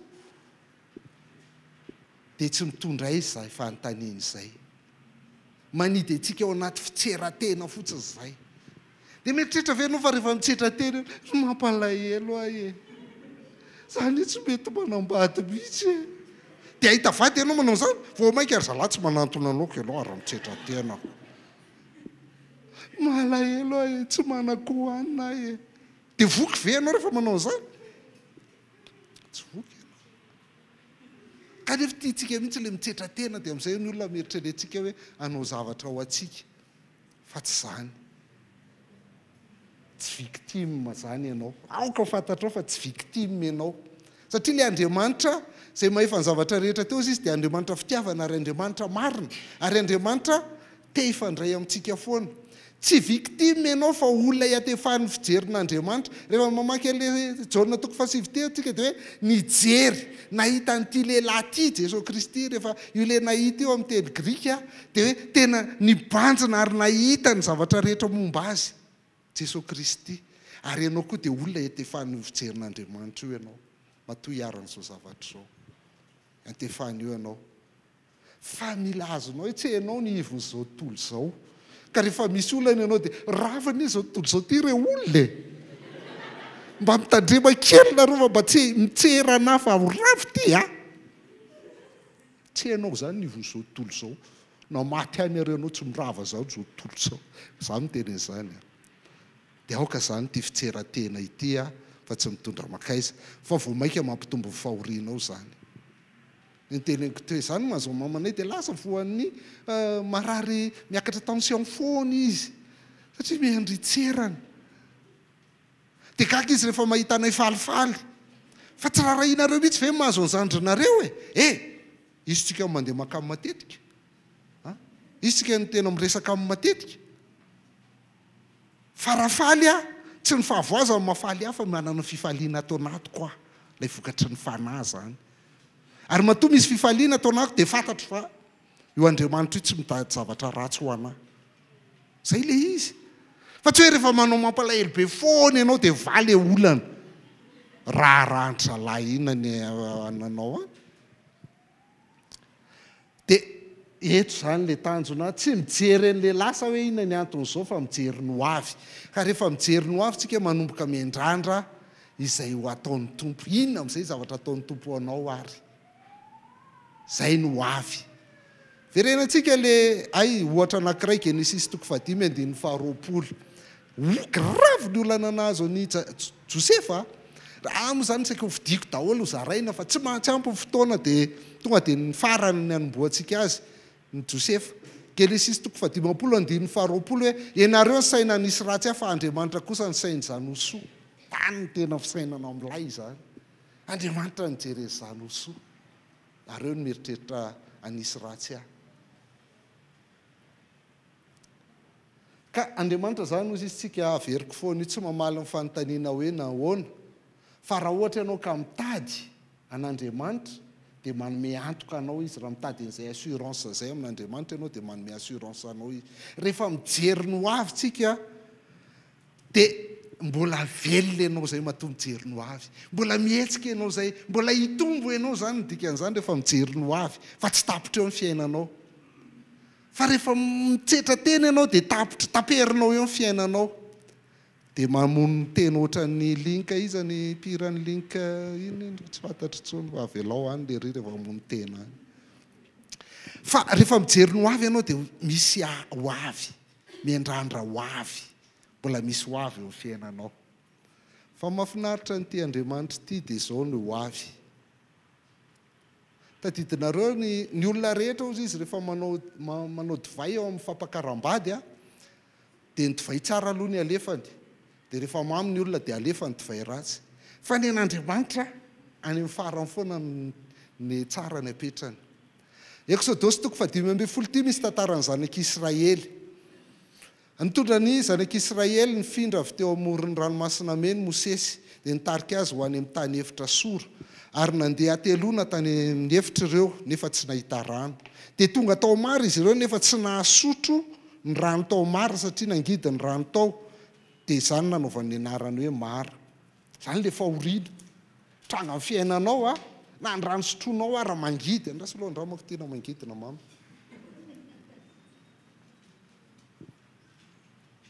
tsy mara fa mangidy ny roranao rehefa tena tonga fahoriana dia nymononmonina tamin'ny Mosesy ny olona ka nyteny hoe inona no sotroinay dia nitaraina tamin'ny Mosesy tamin'ny tompo Mosesy a ka dia nanehon'ny tompo hazo iray dia rehefa natsipiny tao anaty rano io dia tonga mamy ny rano tao amin'ny tao ny rano taony nanomezan'ny tompo ny lalàna sy fitsipika ho azy a ary taony izahany toetra azy tao mara zany mangidy fahavan'Andriamanitra ny olana fa jerentsika dia le lalàna sy ihany andin'ny 220 a le lalàna sy fitsipika andin'ny 220 hoe raha mankatohana io nareo dia ohatr'izao ny zavatra azo anareo dia iny amin'izay nitranga ny apitson'io 12 kilometatra miala eo mara ny Elima dia tonga teo Elima izy ireo ary tao nisy loharano 12 zany le fanomezan'Andriamanitra mangidy izy aloha voalohany fa azonareo dikany hoe loharano 12 mahazo ray avy zany isaky ny foko mahazo ray avy isaky ny foko loharano 12 dia azo daty 70 maninona ny 70 satria nisy an'lo olona teo amin'ny zanak'Israely 70 mahazo ray avy isaky ny lo olona milay zany a modina andalo mara aloha ianao kay avy eo misy loharano dia nitompo teo anelan'ny rano zareo rehefa avy eo zany ny zavatra ataon'Andriamanitra any amin'ny farany vo nidikany hoe farany vo misy ve tsara zany sa ratsy ny fiteny dia hoe après la pluie le beau temps zany tranga foana eo amin'ny fiainana après la pluie le beau temps reto koa misy andiny anankiroa fa tsika mahita hoe any amin'ny farany Andriamanitra manao zavatra tsara amin'ny fiainanao foana na tsy fantatrao ara ny anton'izao dia ho tsara foana eo amin'ny farany. Deutéronomie 7:40 izy ny nanome anao mana hoanina tany anefitra dia zavatra tsy fantatry ny razanao mba hampanetry tenanao sy izahana toetra anao nefa anisy soanao amin'ny ho avy. Tondra soanao io mahany io amin'ny ho avy. Tia ny haitsika tsara ty. Jérémie 29:11 za mahalala ny hevitra heverana anareo ny tompo dia hevitra hitondra fiadanana fa tsy loza mba hanome anareo fanantenana ny amin'ny farany ozy izy fa ho avy ny tena azo andikanana io amin'ny teny Hebreo. Misy fanantenana amin'ny ho avy. Io teto zany nisy mpaminany sandoka ny teny hoe 2 taona ihany nareo mibaba ny Babilôna dia miverina. Jérémie ny teny hoe 70. dia rehefa saina misafidy ny olona hoe raha Andriamanitra tokoa moa ny asa.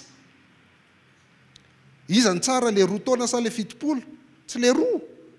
70 ozy izy Jérémie. Fa mahalala ny hevitra heverako anareo dia hevitra hitondra fiadanana fa tsy loza ny antony hanome anareo fanantenana amin'ny ho avy. Eto zany le 20 taona Mosesy efa lasa 70. Mahareta ihany hatrany farany fa mety edina adiny ray io sisa rehefa avy eo. Midina foana izy zany. Fa 70 izy eto aloha fa hitondra fanantenana. Verenantsika amin'izay le Jaona 7 teo. Nandalo toerana ray Jesosy dia nahita lehilahy jambo. Io le nahita. Le fitserin'i Jesosy Kristy eo mahita sy mahafantatra ny anaty lalanan'io lehilahy io. Io ny antefahan'ny fitserin'i Jesosy Kristy. Dia gaga amin'ny mpianatra fa maninona raha nijerenao tsara io lehilahy teraka jambo io. Olona mpanotana io na tsy io mpanota fa mety ny ray aman-dreny io mpanota fa maninona io nijerenao. Dia hoy Jesosy Kristy hoe tsy io lehilahy io nanotana ny ray aman-dreny fa hanehoana ny asan'Andriamanitra eo aminy anton'izao.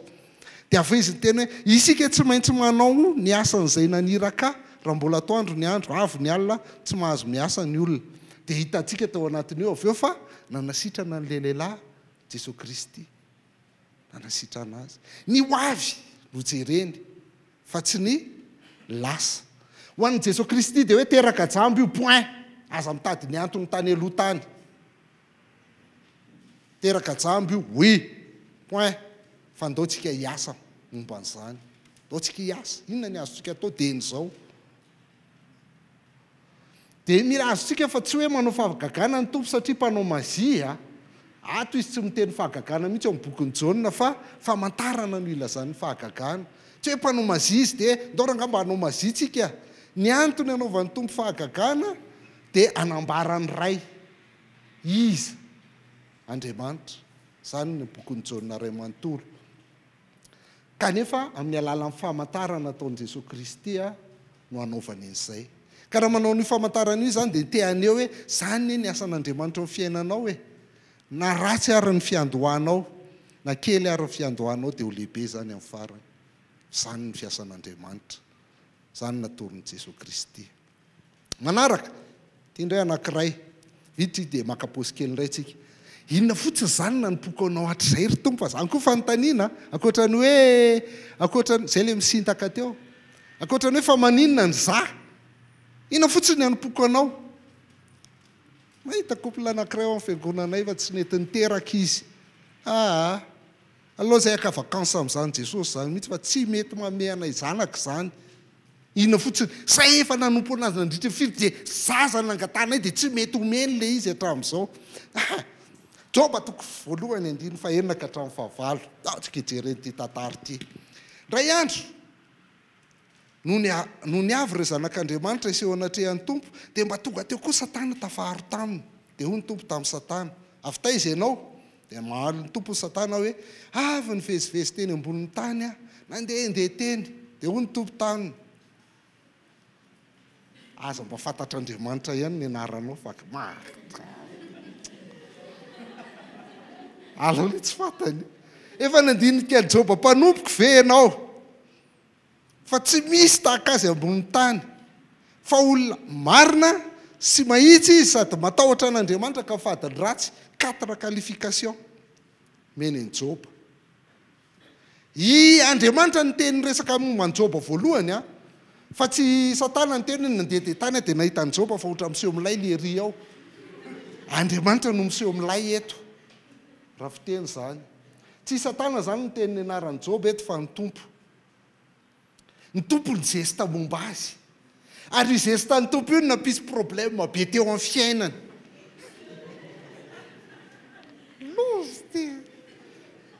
rahatsika mamaky baiboly dia tsy mamaky tsara veritsika zavatra masina loatra io dia sérieux be tsika mamaky an'io tsy azonao io na otranao ihany io resaka ohatr'izao io toy izatsika izy 9:5 dia Satana namaly ny tompo hoe moa tsy fanantenany zavatra ihany vanina tahorany Job an'Andriamanitra tsy hainao vanina nisy fefy manodidina azy sy manodidina ny trany ary manodidina izay ananany rehetra no tahinao ny asan'ny tanany ka manenika ny tany ny omby amanondriny fa tsory nge ny tananao ka tendreo izay ananany rehetra raha tsy andahanao miasinao azy izy dia hoy ny tompo tamin'ny Satana indro ao tananao izay ananany rehetra fa ny tenany ihany ny azakasihan'ny tananao dia niala teo anatrehan'ny tompo Satana gravy tia le rain'laingy ity mba ohatra marina ny zavatra ny teneniny teto fa mbola tsy marina izy tamin'ny Job fa mety marina izy aminao inona ny antony amponao ny tompo tsy fanantenany zavatra ihany ve ny atahoranao hovainy anaranao ty an'Andriamanitra tsy Andriamanitra ve ny nanao fefy manodidina anao sy manodidina ny tranony manodidina anao sy ny tranonao ary manodidina izay anananao rehetra nitahian'Andriamanitra ny asan'ny tananao ka manenika ny tany ny omby amanondronao fa tia kosa marina ny teny Satana tendreo ange zay ananany fa hitanao fa miala amin'izay io zay tsy hanompo ny tompo ka satria manao blagy amiko ny tompo izy le rahalahy zay dia mba hanao blagy amiko inona ny antony hanompoko anao hatr'izay dia izao no lazay Satana hoe misy tetika ambadika misy ambadika politika foana reo olona mivavaka ireo tsisy olona mivavabavaka fotsiny amin'izao zany raha sainabavy inona ny antony hanomponao an'ny tompo azy fitahiana dia efa fakahita amin'ny Satana ianao rehefa izay ny ataonao fa ho avy le re amin'ny angady sy ny arona tsy hoe maninona no mijaly ny olo-marina tsy izay zany ny fanontaniana tokony apetratsika tsy fanontaniana tsisy valiny zay fanontaniana tsy misy valiny zay ny fanontaniana tokony apetratsika dia izao hoe inona ny antony hanampon'ny olona an'Andriamanitra fa raha vo fitahiana sy fahombiazana sy inona ny hanamponao an'Andriamanitra dia tian'ny Satana io dia tsy manompo tsony ianao tsy manompo tsony za rehefa nanompo an'Andriamanitra ve dia zao ny mahazo zao ny asainy mahazo anahy fantatry ny devoly tsara zany tandremy tompoko ka androany dia hanao fampianarana hafa no nenareo amin'ny tele isan'andro fa tsy miaro anao amin'ny faharatrana ny fiankinana amin'Andriamanitra anao ohatran'le ankizy mariny ty tantara ty fa nanomboka nividy alika fa mety alika moa gasy amin'izao fotoana izao teo an-tanàna rehetra no ny mpangalatra fa le kristianina reriny tsy nividy alika dia ozy le zanany hoe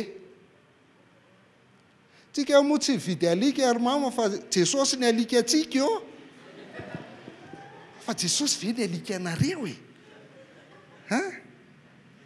raha mbola tsy manambola hividianana alika ianao dia apetraka ao hoe Géforès aloha mbamoty izay ny tenentsika Géforès miavina an'ity tsy gardien manjary tsy mananasa le rahalahy zay raha vo gardien Andriamanitra fa mety hiarany loza foana ianao sy ny fahoriana foana ianao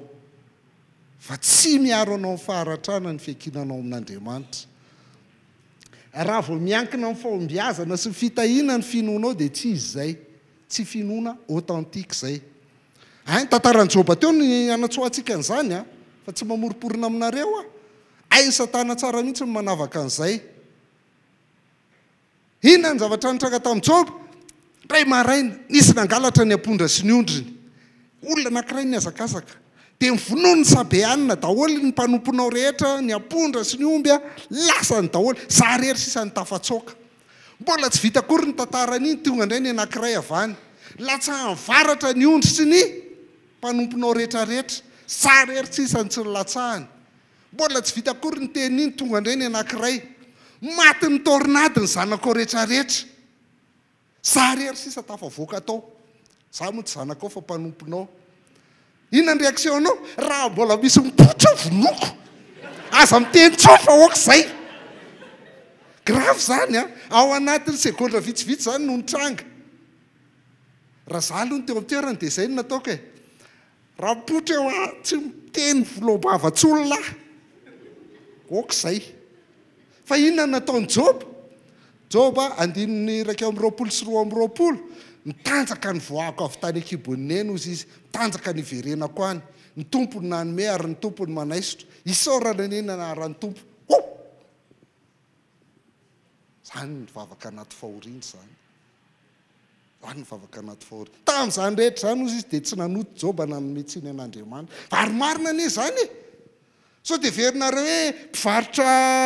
fripy ny ray aman-drenareo dia rehefa hiteraka iny dia tonga dia manao fripy le zaza mivoaka eo tanjaka foana iny mivoaka eo tanjaka foana iny tsy mitondra nininy miala eo iny nampitondrainao akanjo be dia be ary verinany ianao afaka roa taona fa vovoka sisa tavelo eo tsisy hoentin'ny makaizy zany fa zany ny olona matahotra an'Andriamanitra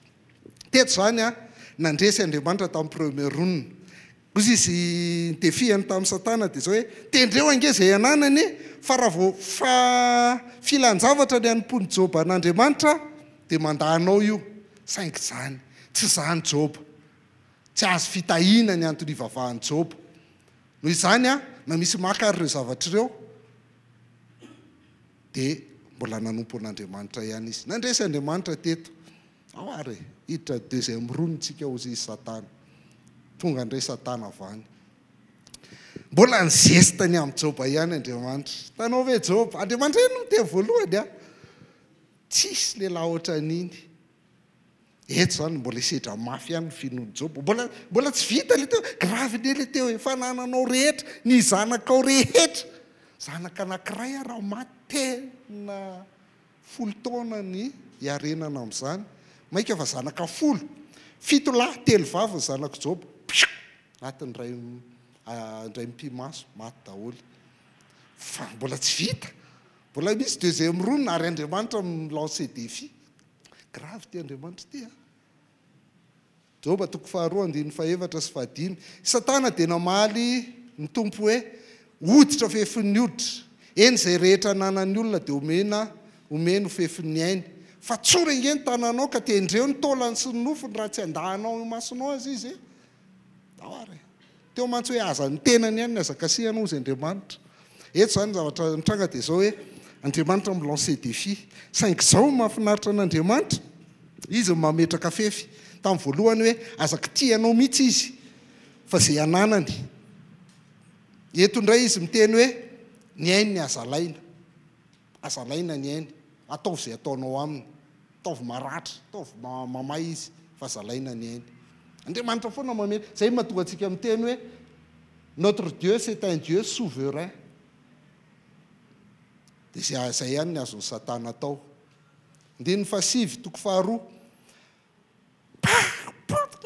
mamay be joba ozy mivadiny taminy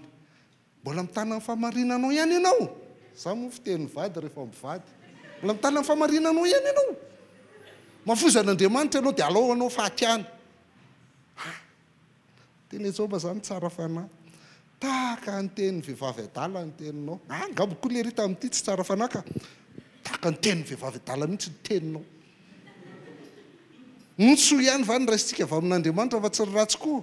nefa tamin'izany ozy izy dia tsy nanota tamin'ny olony joba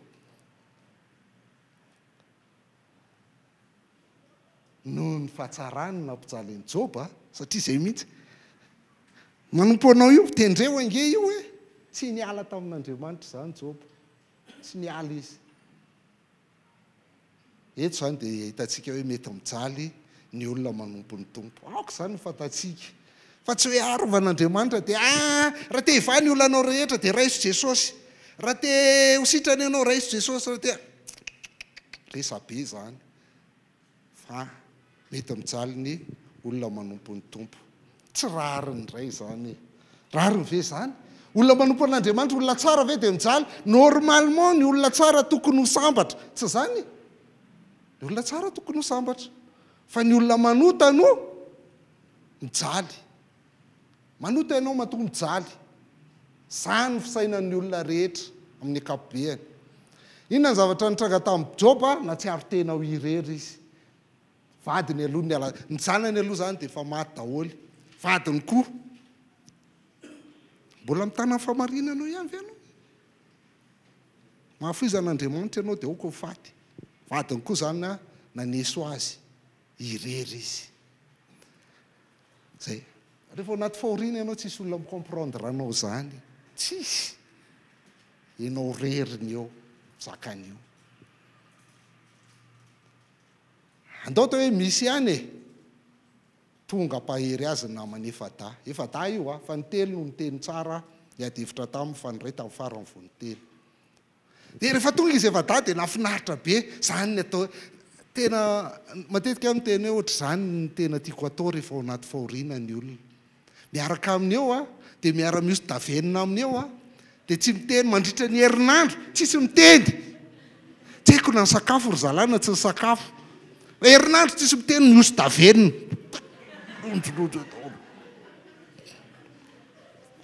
dia mba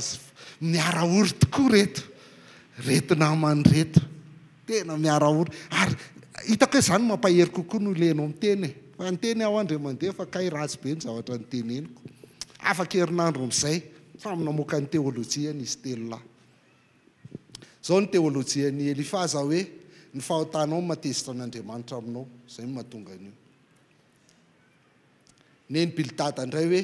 tsy diso zany Andriamanitra dia Andriamanitra marina juste fantatra Andriamanitra ny hotanao fa ianao ny tsy mahalala hoe nanoty ianao fa fahotana mahatonga an'izao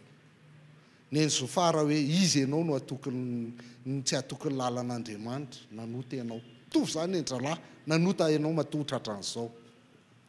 ay Joba tsy mahalala an'le defian'Andriamanitra sy Satana izy efa da tsy mahalala an'izany fa samy mba milaza ny heviny eny ny olona mba mampahery fa kazara tsy toy ianao dia hiadana izany ny heviany soanao zany ny tena valin'Andriamanitra n'izany tamin'ny farany dia ozy hoe ratsy ny zavatra ny teneninareo an Joba marina foana hoe rehefa miafakazara amin'ny sotoa ianao dia miadana fa ary zany ny heviany soa aminao fa i Joba ny fakazatra tamin'ny sotoa fa narary izy jaly izy ny andiny fahatelo dia zao mihitsy ny zavatra nytenenin'Andriamanitra momba ny Joba amin'ny verina mantsy le fanontanianao inona ny antony natonga an'izao manota ianao ozy izy telo lahy fa Andriamanitra ny tenen'izao hoe mbona mitana mafy fahamarinany ihany izy na dia manesika hamongotra azy inona ozy izy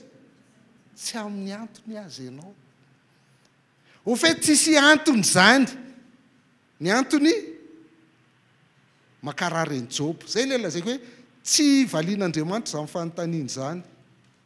tsy amin'ny antony io moa misy milaza hoe ay tsy nanana antony zany Andriamanitra fa i Joba ny nanana antony dia tia ny raisin'ny olona le toko fahatelo andimy faharoa dimy amby roapolo hoe fa izay atahorako ny mahazo ary izay ango vitako ny manjo ahy zay kia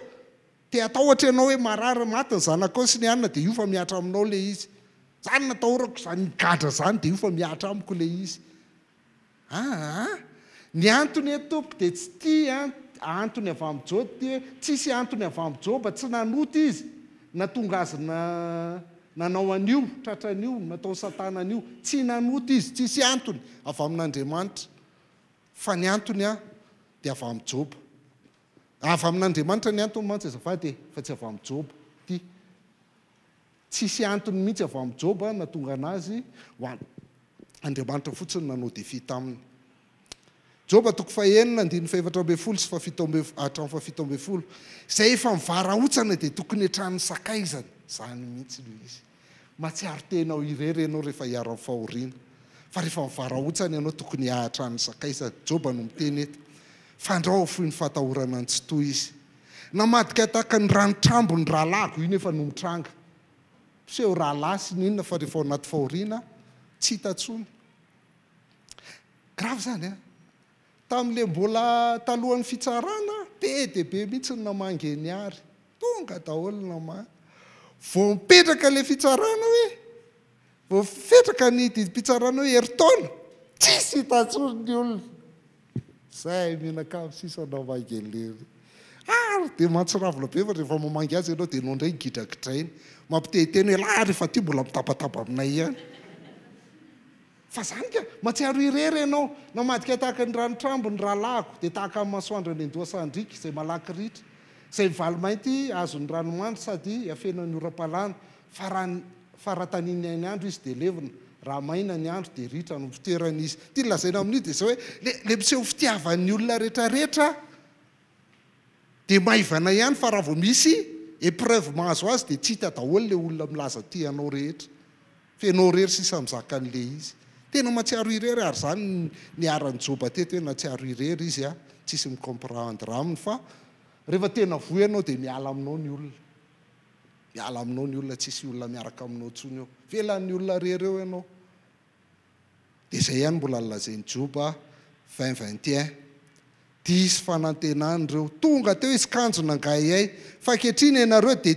ianareo koa dia tsinitsinina mahita ny loza manjoa ianareo ka raiky tahotra miresaka amin'le izy efa da izy a resaka amin'izy efa da namany izy zay nampionina anazy herinandro tsy niteny tsy mifampiteny dia ozy izy hoe io rehefa tena hitanareo loza manjoa dia nareo koa raiky tahotra fa ny tena fahatsiarovatena ho irery rehefa ao anatin'ny fahoriana dia ninona ianao mahatsapa hoe na Andriamanitra roatra tsy mihaino anao tsy manatrika anao tsony tsy zany tena na Andriamanitra raha tsy mamaly vavaka tsy miteny tsony Andriamanitra na Jesosy aratratra zany a Andriamanitra nahoanany dia mahafoy ainao eo ambony azo fijaliana izy ory izy miteny an'io any ny tena mafindrindra ny Joba indray eto a tsy le fandozan'Andriamanitra kory ary fa le fanatrehan'Andriamanitra mihitsy ny azy marary azy inona moa zanak'olombelona no isairananao ka hikarakaranao azy fatratra sady vanginao isa-maraina izy no izahanao toetra isaky ny indray mpimaso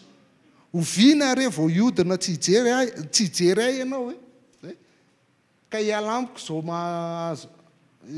ka hialaniko mba azahoako mitelondrora rehefa tsy mijery ary mba afaka mitelondrora kely gasy hoe tsisy androrana-paraky mihitsy ty Andriamanitra ty fa na dia nanota aza nampaninana anao moa zany mpandinika ny olombelona nahoanany dia ataonao fikendry zany ataonao sible fa tonga eta mavesatra amiko ny tenako fa tia ny valy teny tsara indrindra Romana 9:5-telopolo senina hatramin'ny 7:telopolo izy zanasaraka atsika amin'ny fitiavan'ny Kristy tena mba azo adino ange ty reto fa io verset anisany tena tiako ao anaty baiboly anisanao avabetsaka izy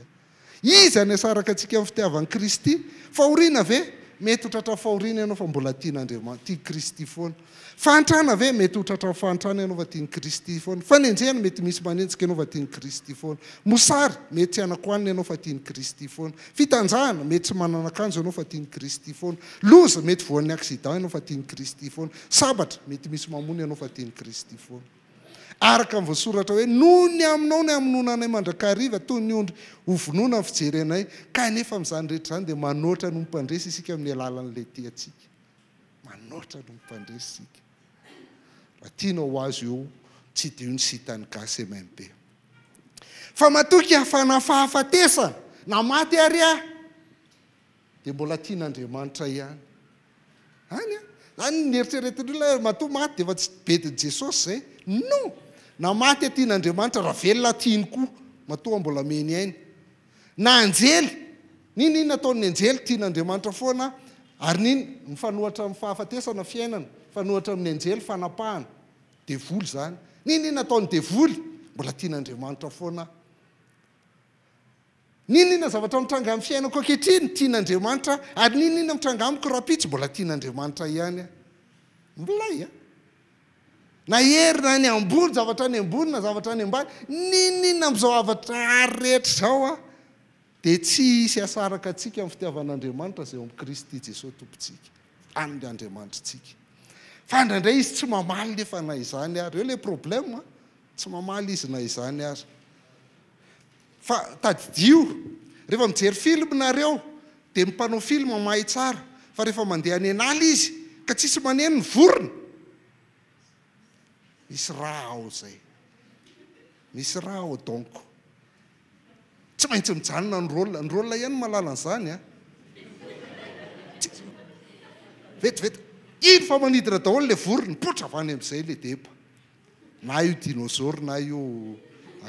ohatr'izany foana. Ka na any an-danitra ary ohatr'izany, Apokalipsy 7:1 izay mahatonga ny olona milaza hoe tsisy vehivavy any an-danitra. Tsisy vehivavy tonga any an-danitra. Ity ny pirofo. Rehefa novahany ny tombo-kase fahafito dia nandina tokony atsasaky ny ora iray ny tany an-danitra. Izany fa tsisy vehivavy azy, satria raha misy vehivavy azy tsy mangina atsasakady za vehivavy tsy maintsy miteny foana. Fa tsy izay ny tiany holazaina.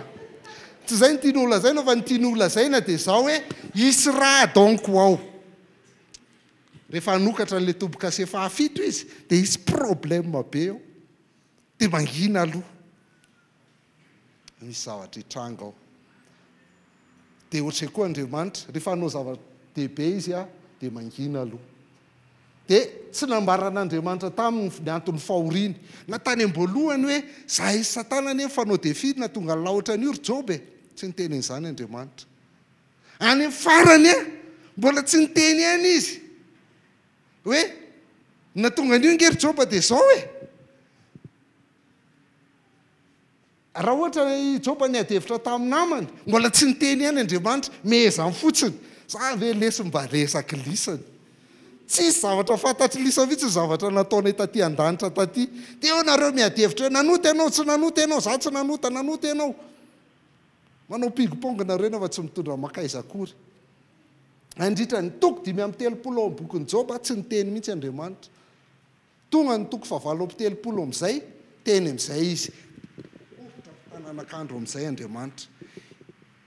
Iza moa zato manao izay amaiziny fisainana amin'ny teny tsy misy fahalalana. Miskina ary tahaka an'ilay lafa anadina anao akavalio. Teny amin'izay Andriamanitra io. Aforeto ny tananakandro nanao fa iresaka tsika hozy izy Andriamanitra. Izany nandrasanao hatramin'izay ry Job hoe aleo mihitsy Andriamanitra ifanatrika amiko eto. Raha diso na tsy diso, fa tsy diso na tonga nahatratra an'izao. Aleo izy no hiteny izany. Dia hozy aheny ary fa hamaly ianao amin'izay ary aho hozy Andriamanitra. Inona ny tranga? Efa amin'izay ve izany ny olana? 14 teo, 13 sy 12. 14 amin'izay teny Andriamanitra. Inona ny zavatra nitenenina ozy nareo? Taiza ary ianao fo niananorina ny tany. Fiza ny resaka an'izany, ga zany ny problème man Job. Dia Andriamanitra teo teratsy. Ambarao raha hainao, taiza ianao tamin'izany. Iza ny nandidy izay refiny raha fantatrao? Iza ny nanenjana ny kofehy andrefesana teo aminy? Izany mba tenin'Andriamanitra tamin'ny Job. Tsika zany efa niandro hoe ivany olana, kay tsy izay. Ohatra ny tsy mamaly kory izy fa izy indray manontany. Nefa Job efa niandro hoe hiresaka aminao mihitsy ary apetrako aminao daholo ny fanontaniana. Zany ny mitranga. Nareo mieritreritra misy zavatra fanontaniana be dia be apetrako amin'Andriamanitra rehefa tonga any ianao tsy manam-potoana anontaniana anazy tsony. Tsisy dikany daholo ka ilay fanontaniako rehetra reny. Izao mivaly tenin'Andriamanitra hoe izaho ny mpahary nanorina ny tany. Ary ianao zavaboary. Tsy naharitra mbola tsisy ianao nanao ny tany fa ianao zavaboary fotsiny. Fa izaho ny mpahary. Tsy mitovy tsika. Dia avy eo ahoana ozy izy? Mahazo manao izay tiako atao. Satria izaho mpahary, dia izay tiako hanaovana ny zavatra nataoko. Inona nidiranao amin'izany? Izaho manao an'ilay izy. Azoko atao izay tiako atao. Fampilaza aminao fa izay fotsiny mivaly tenin'Andriamanitra. Misy korona biôlôjia be dia be ao aorianan'io. Raha miinterese anareo dia vakio rehefa manam-potoana. Fa io ny azo amin'nytiana anazy hoe za mipahary a dia izay tiako ataony atao zay lazainy irany ritsa avelao hiakatra ny finoana izy hoe aiza ny andriamanina na hoana ny jetilisa no miteny hoe aiza zay andriamanina nefa ny andanitra ny andriamanitra tsika ary efa manao zay sitrapony rehetra izy zay tiany ihany io zay tiany no ataony fa taditio fa tsy souverain fotsiny izy fa fitiavana ary marina ihany koa mamaly amin'izay ary andriamanitra tonga any amin'ny toko faharoa amby efapolo a ny andininy faharoa dia izao no teneniny Joba mamaly ny tenenin'andriamanitra teo cours de biologie teo hoe fantatro fa hainao avokoa ny zavatra rehetra ary tsy azo ferana ny fisainanao andininy fahafolo ary ny tompo teo a nen'andriamanitra dia ny divay tsara ny amin'ny farany foana ary ny tompona pody ny fiadanany Job ho tony teo aloha rehefa nivavaka ho an'ny sakaizana izy ka nanome azy indroa toraka izay nananany fahiny izy ary ny tompo ny taha ireo taona farany ainan'i Job mihoatra noho ny voalohany ka nanana ondry manosy 4,000 amby 2 alina sy rameva 9,000 sy omby 2,000 sy boriky vavy 1,000 izy ary nananjanaka 7 lahy sy 3 vavy koa izy tany sainy tsara io fa jereko verifieko amin'izay tany amin'ny voalohany tena marina ve fa indroa mihoatra n'ilay tamin'ny voalohany dia marina fa tamin'ny voalohany ondry manosy ny 7,000 a eto izy a 4,000 sy 1 alina io tamin'ny voalohany ramevany a 3,000 a eto izy lasa 9,000 tamin'ny voalohany ny ombony a le mivady 1,000 lasa vavy zany dia eto izy lasa 2,900 dia 900 le mpivady 1,000 zany dia eto izy lasa 1,000 ny ampondrany a 900 taloha dia lasa 1,000 izy eto fahatina gaga ny zanany a 7 lahy sy 3 vavy dia 7 lahy sy 3 vavy ihany eto fa raha lasa anabavy tsy mandainga Andriamanitra raha misy zanakao raita-po aminao olona akaiky anao maty dia izao ny zavatra mitranga fampiononana anao ny olona hita misy azy tsy very sa very ahoana ny atao hoe very lakile tsy hitanao ny misy an'ilay lakile fa raha fantatrao ny lakile fa atao posy a tsy very zany zay ny olona rehefa hitanao misy azy hoe aiza misy an'ilay olona io zao na tsy mihaonao amin'ny olona io ianao a dia tsy very zany io olona io tsy zany dia zany kay ty nge fantatra Joba hoe aiza ireo zanan'ireo na tsy eo amintsony an'ireo a mbola zanany ihany ireo ny olona mbola eona aminay ndray andro any tsy very tsy saraka taminao izy fa eny saraka kely fotsy fa mbola eona izy ndray andro any zay ny lazain'ny Tesaloniana voalohany toko 4:17 ka hatramin'ny 7 raha ny fahoriana mahazo anao zao dia misy olona akaiky anao lasa maty dia ozy izy Paoly ao amin'ny Tesaloniana hoe tsy tianay tsy ho fantatrareo raha lany amin'izay fanody mandro mba tsy alahelovanareo tahaka ny sasany izay tsy manana fanantenana ny olona tsy manana fanantenana ny tena ory tanteraka satria vita very tafatsaraka tamin'ilay olona tsy hisy tsony nefa sampino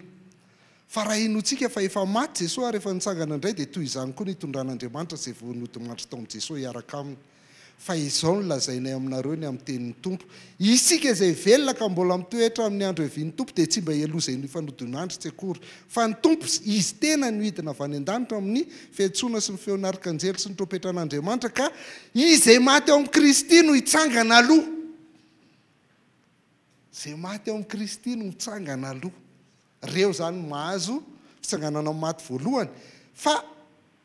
rehefa afaka zany isika izay velona ka mbola eo dia akarina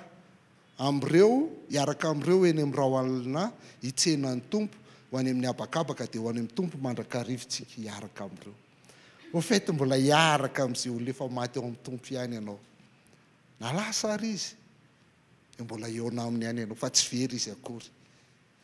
dia ozy izy akoa mifampionona ianareo amin'ireo tenin'ireo io zany ny fampiononana teneny mbola eona dia izay mahatonga ny zanaky Joba 7 ihany 7 lahy ihany dia 3 vavy ihany fa rehefa tambatra izy dia lasa 14 lahy sy 9 vavy avy roeny daholo. Fa zay ny Joba tany amin'ny testamenta taloha. Oy, vavaka anaty fahoriana, tapafarany zay tsy lava be tsony tsy lava kely sisa. Fa inona izy aty amin'ny testamenta vaovao? Inona le avy roeny ho aty amin'ny testamenta vaovao? Very motoako fa zao manana moto anankiroa atao tompo avy roeny. Inona ny tena tiany tompo atongavana? Romanina 9:7-12 ka hatramin'ny 17. Vakeko fotsiny izy dia azavaintsika kely dia tapitra amin'ny fotoanantsika. Eny everitsika fa fahoriana amin'izao andro ankehitriny izao dia tsy mendrika hoarina amin'ny voninahitra izay eseho amintsika. Misy fahoriana zany izao, saingy tsy mendrika hoarina amin'ny voninahitra izay eseho amintsika. Fa izao zavatra rehetra izao dia samy maniry fatratra ny ampisehoan'ireo zanak'Andriamanitra. Fa izao zavatra rehetra izao dia nampanekena ho zava-pony, nefa tsy noho ny sitrapony fa noho ny izay nampanaiky azy amin'ny fanantenana. Izao zavatra rehetra izao dia ho fitsorana amin'ny fanandevozana dia ny fahalovana ho amin'ny fahafahana be voninahitra izay eo amin'ireo zanak'Andriamanitra. Fantatsika fa mandraka ankehitriny izao zavatra rehetra izao dia miara-misento ary miara-marary toy izay efa hiteraka. Tsy zany ihany fa isika koa. Eny fa na dia manana voalombokatra ny fanahy isika koa dia misento ao anatsika. Miandry ny fananganana ka dia mifanavotana ny tenantsika. Fa fanantenana no amonjenantsika, nefa fanantenana hita maso tsy mba fanantenana intsony. Izay hita ve mbola azo antenaina ihany, fa raha manantena izay tsy mbola hitantsika isika dia miandry amin'ny faharetana. Toy izany koa ny fanahy no mamonjy fahaleomentsika satria fantatsika fa tsy fantatsika izay vavaka ataontsika, fa ny fanahy no mangataka atsika amin'ny fisetona, tsy haitononona. Ary ilay mandika amin'ny fo no mahalala ny hevitry ny fanahy, satria araka an'Andriamanitra ny fifonany ho an'ny olona masina.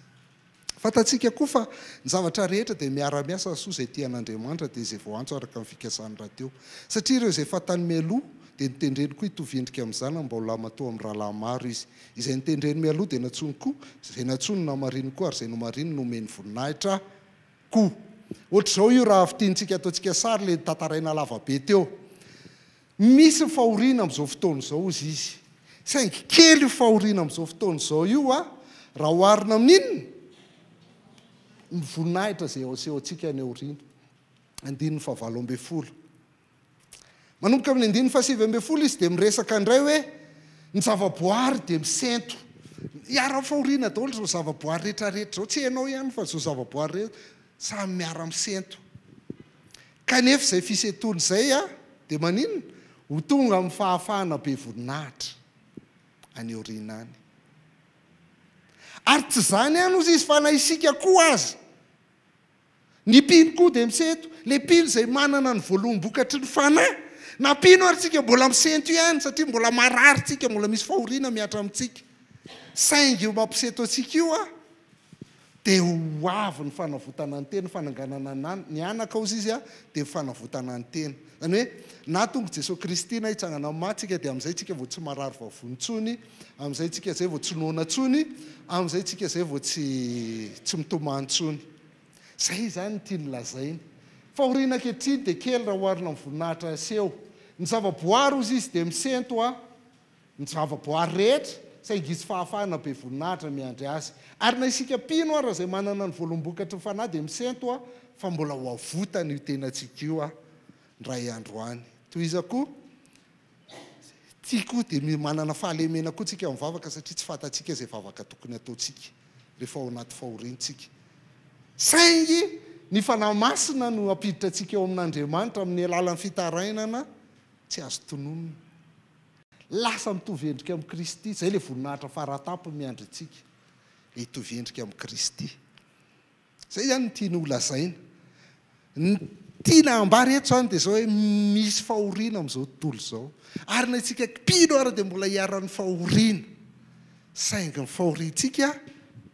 na ny vavaka ataontsika tsy haintsika akory, fa rehefa mijery teo antsika dia mampime ny vavaka ataontsika rehetra. Saingy avelan'Andriamanitra anao an'izany tsika. Fa tiany mahafinaritra indrindra. Ny fanahy dia mifona amin'ny fitarainana tsy azo tononona. Io ilay vavaka ao anaty fahoriana tiako atongavany eto.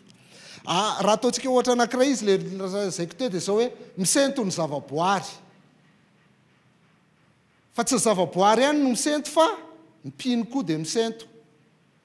Ary tsy mipino ihany no misety fa inona koa? Inona no misety teo nataontsika mavomavo? Na ny fanahy masina koa arakay dia misento koa ao anatsika amin'ity fiainana eto tany ity.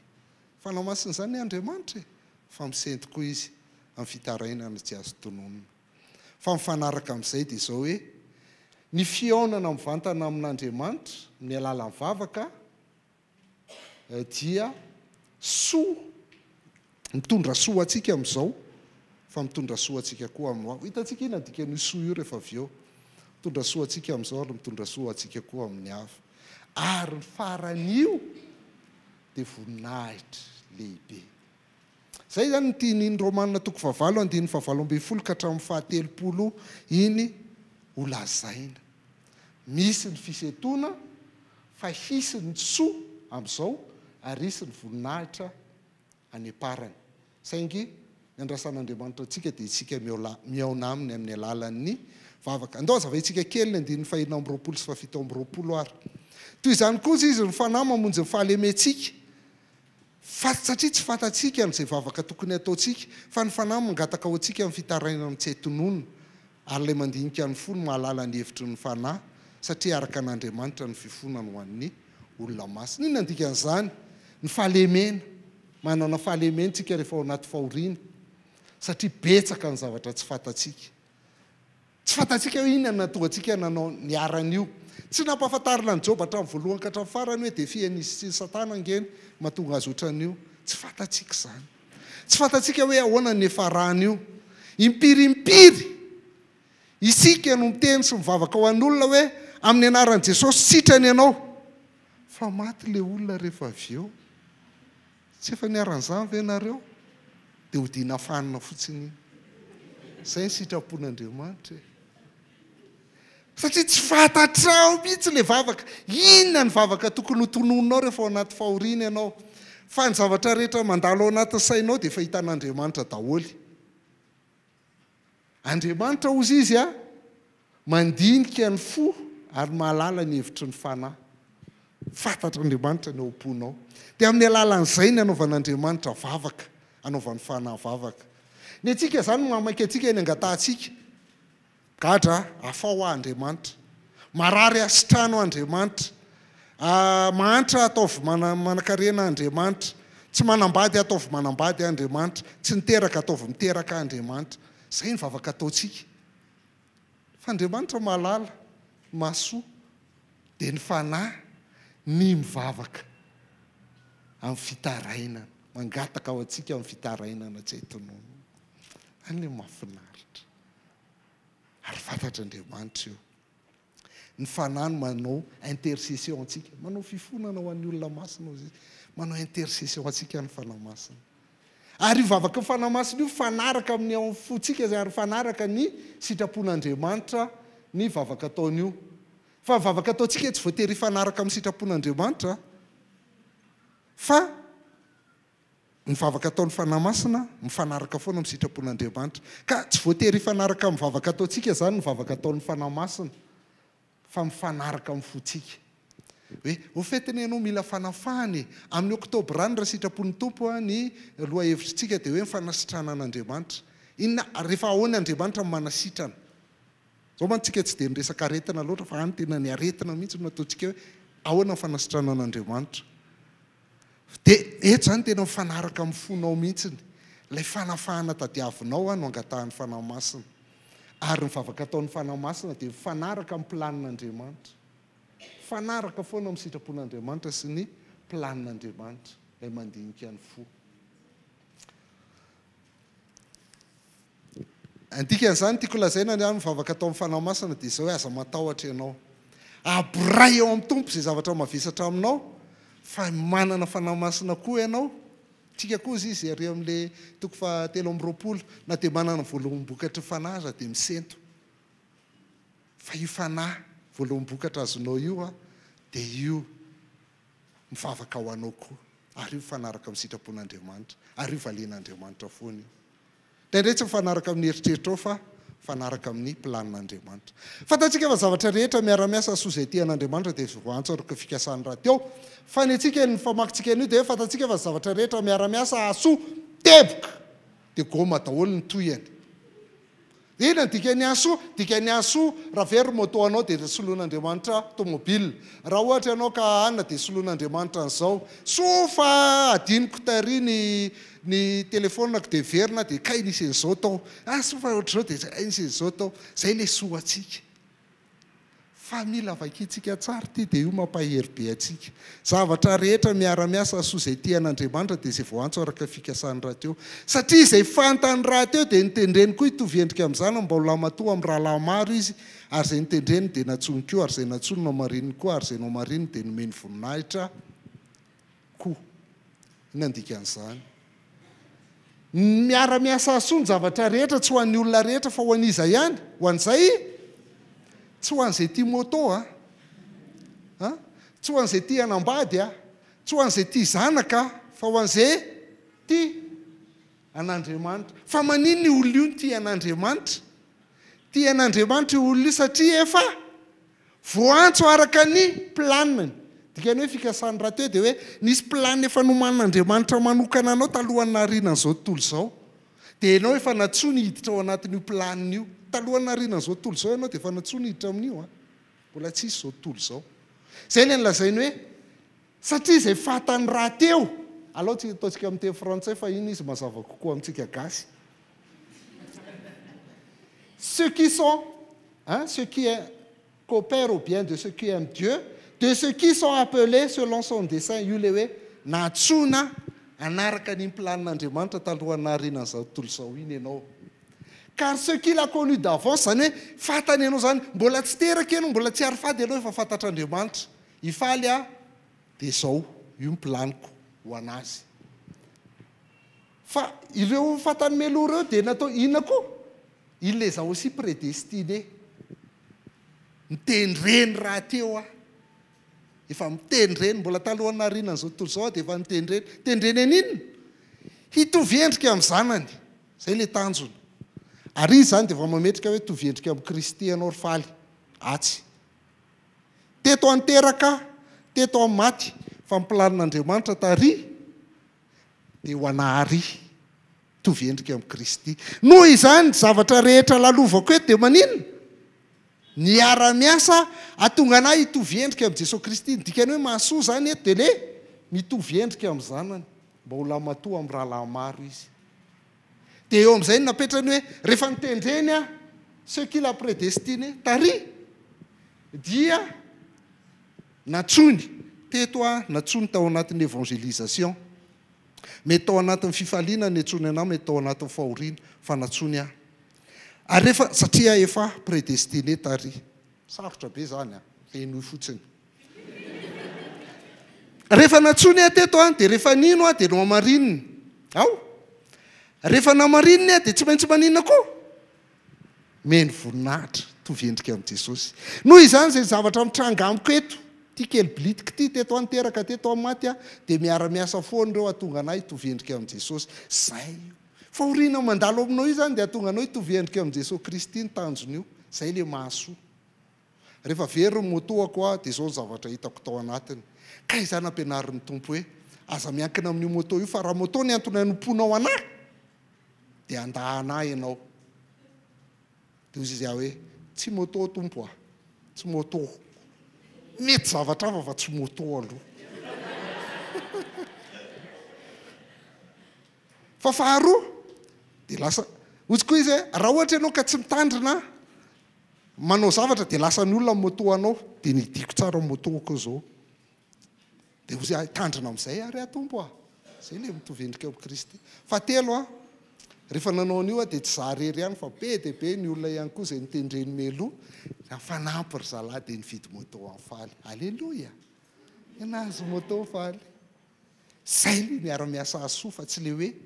le fiovanao anatinao zay zany raha hoe raha vavaka manova zavatra dia zao manovanao io fa tsy manova ny toe-javatra fa ny toe-javatra Andriamanitra mindraikitra an'iny fa rehefa nitendreny ianao ny planin'Andriamanitra tary ho ary dia tsy maintsy tonga ary ianao ninona zavatra mitranga amin'ny fiainanao fa mety mafy izy eto mety marary izy eto mety 20 taona izy eto 70 taona 2 taona 5 taona 7 taona tsy haiko fantanjona io dia tonga anao hitovendrika amin'ny Jesosy Kristy. Satria tsika no ariana hitovendrika amin'Andriamanitra, zay le resentsika tao voalohany teo iaona amin'Andriamanitra, iresaka amin'Andriamanitra le mitovy amin'ny Jesosy anie dia zao hoe za sy ny ray ozy izy dia niaraka foana, ray ozy izy dia mihainao foana ary za manao sitrapony foana. Zany ny atao hoe mitovendrika amin'ny Jesosy. Lasa mifandray amin'Andriamanitra foana ianao, lasa manao sitrapon'Andriamanitra foana ianao ary mihainao anao foana Andriamanitra. Zay ny atao hoe mitovendrika amin'ny Jesosy Kristy. Fa no ariantsika hitovendrika amin'Andriamanitra saingy noho ny fahotana dia simba zany fitoviana endrika amin'Andriamanitra zany. Fa rehefa mino an Jesosy Kristy ianao dia niny nalalovanao fahoriana sy ny rehetrarehetra eto dia no ariana hitovy endrika amin'ny Jesosy Kristy ianao rahatr'izay. Zay ny tanjon'io zavatra rehetra problème mahazo io. Zay ny tian'Andriamanitra toavana. Famaranana, mbola ataontsika ve ty, ataontsika farany ty Matthieu 26, 37 à 39. Haitsika tsara ty tao Getsemane. Jesosy mba mpianany dia tonga tao amin'ny saharay antsoina hoe Getsemane ary izy tamin'ny mpianany. Petraha eto aloha ianareo fa raha mbola kero hivavaka. Dia nitondra amin'ny Petera mba amin'izy roa lazana Zebedeo izy, sady nalahelo posy orindrindry dia hoy izy taminy, fa dirana rovana loatra toy ny efa ho faty ny fanahiko. Mitoery eto ka miaraha miary tory amiko. Ary noho nandroso kelikely izy dia nekohaka ka nivavaka hoe raikeo, raha azo atao dia aoka esorina amiko ty kapoaka ty, nefa aoka tsy ny sitrapoko no atao fa ny anao. Vavaka anaty fahoriana, ahoana zany? Voalohany rehefa mandalo fahoriana ianao dia zao, miaraha amin'ny namana akaiky ianao. Fa na Jesosy ara dia zany, tsy fahotana mihitsy manantona namana akaiky ianao. Mila olona ianao satria matsiaro irery. Jesosy Kristy dia nitondra amin'ny Petera sy izy roa lazana Zebedeo. Io ngely niaraka tamin'ny nahita ny fiovany tarety eny tendrombohitra, vakitsika androany ho an'izay mamaky Baiboly isan'andro. Fa raha vao tsy manao zay ve ianao dia tsy mamaky Baiboly isan'andro. Nanantona namany akaiky izy, mila olona ianao rehefa anaty fahoriana. Fa tsy olona ifampiresahana fotsiny fa nitsarainy tamin'ireo ny nahazo azy. Nitsarainy tamin'ireo ny tao anatiny. Sao ne nahazo anay. Fadirany orovana loatra toy ny efa ho faty ny fanahiko. Na Jesosy Kristy ara nizarany zany tamin'ny namany. Ka inona ny olanao raha mizarany zany amin'ny namanao? Mifampitondra izay mavesatra ianareo izy ny lazain'i Paoly. Dia avy eo izy nangataka azy ireo hivavaka ho azy. Sao dia verinareo fa olona ty fa zay vao nitrango ty. Impiry ianao nisy niteny hoe tombavaka fa ohatr'izao. Dia tonga le olona miteny ianao, tsotra betsaka fa mivaly le vavaka. Dia ay moa nisy an'izay tena adiriko vavaka ho any. Tsy efa nadalo zao ve ianao tamin'ny fiainanao?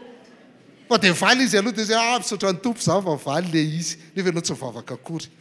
Aza matahotra ianao fa fantatry ny tompo zany fa zany koa neny nataon'izy telonahy. Miara tory amiko izy fa rehefa veritra izy avy eo olona miesona ny hitany teo.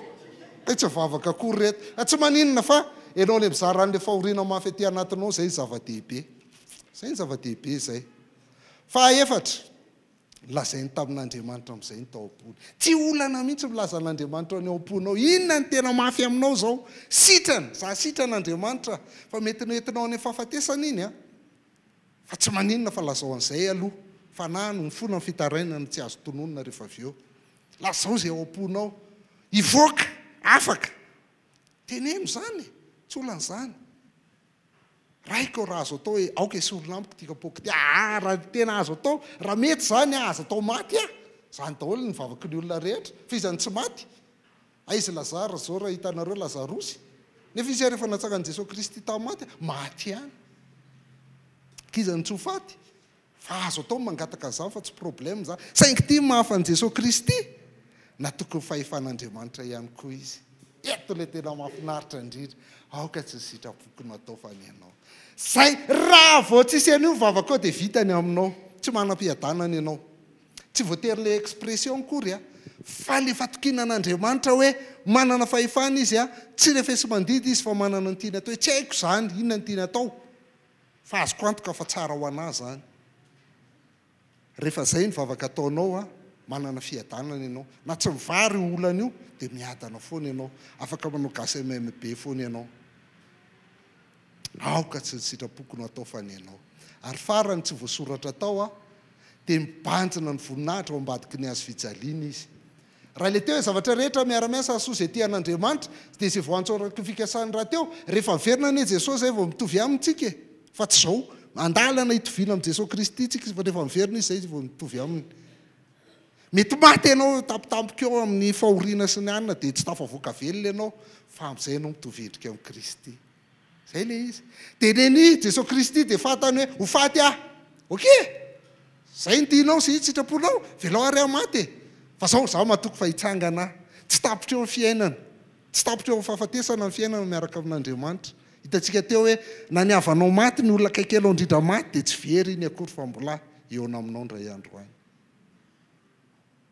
dia Jesosy Kristy mibanjina amin'ny voninahitra ao ambadiky ny azo fijaliana Hébreu 12:12 no ahitantsika an'izay zay ny ahafahanao miatrika an'le izy tery no avy fa tsy manontany hoe izy nanao an'izao Hébreu 12:12 fiainana rehetra ny atao hoe vavaka anaty fahoriana dia mijery an'i Jesosy Kristy tompo fonoantsika sy mpanefa azy satria inona nataony izy niaritra ny azo fijaliana mafy zany fahoriana zany a zay tsy ny aretantsika akory fa tsy nitandroenatra inona ny antony aretana an'io mba ahazoany fifaliana napetraka eo anoloany ka dia efa mipetraka eo kavanany seza fiandrianan'Andriamanitra izy ny resaka tompoko raha miaraka amin'Andriamanitra nanomboka tary talohan'ny naharenan'izao tontolo izao ary mifarana ary amin'ny voninahitra mandrakizay ianao a eto dia rehefa matoky an'io lalan'Andriamanitra io ianao eto fa azo voninahitra mandrakizay ary dia manam-piadanana ianao na ao anaty fahoriana ary fa rehefa tsy matoky an'io ianao eto dia hijaly foana ianao amin'ny fiainanao ary dia hitsetratena foana ianao mandritra ny fiainanao fa tsy hitondra makaiza izany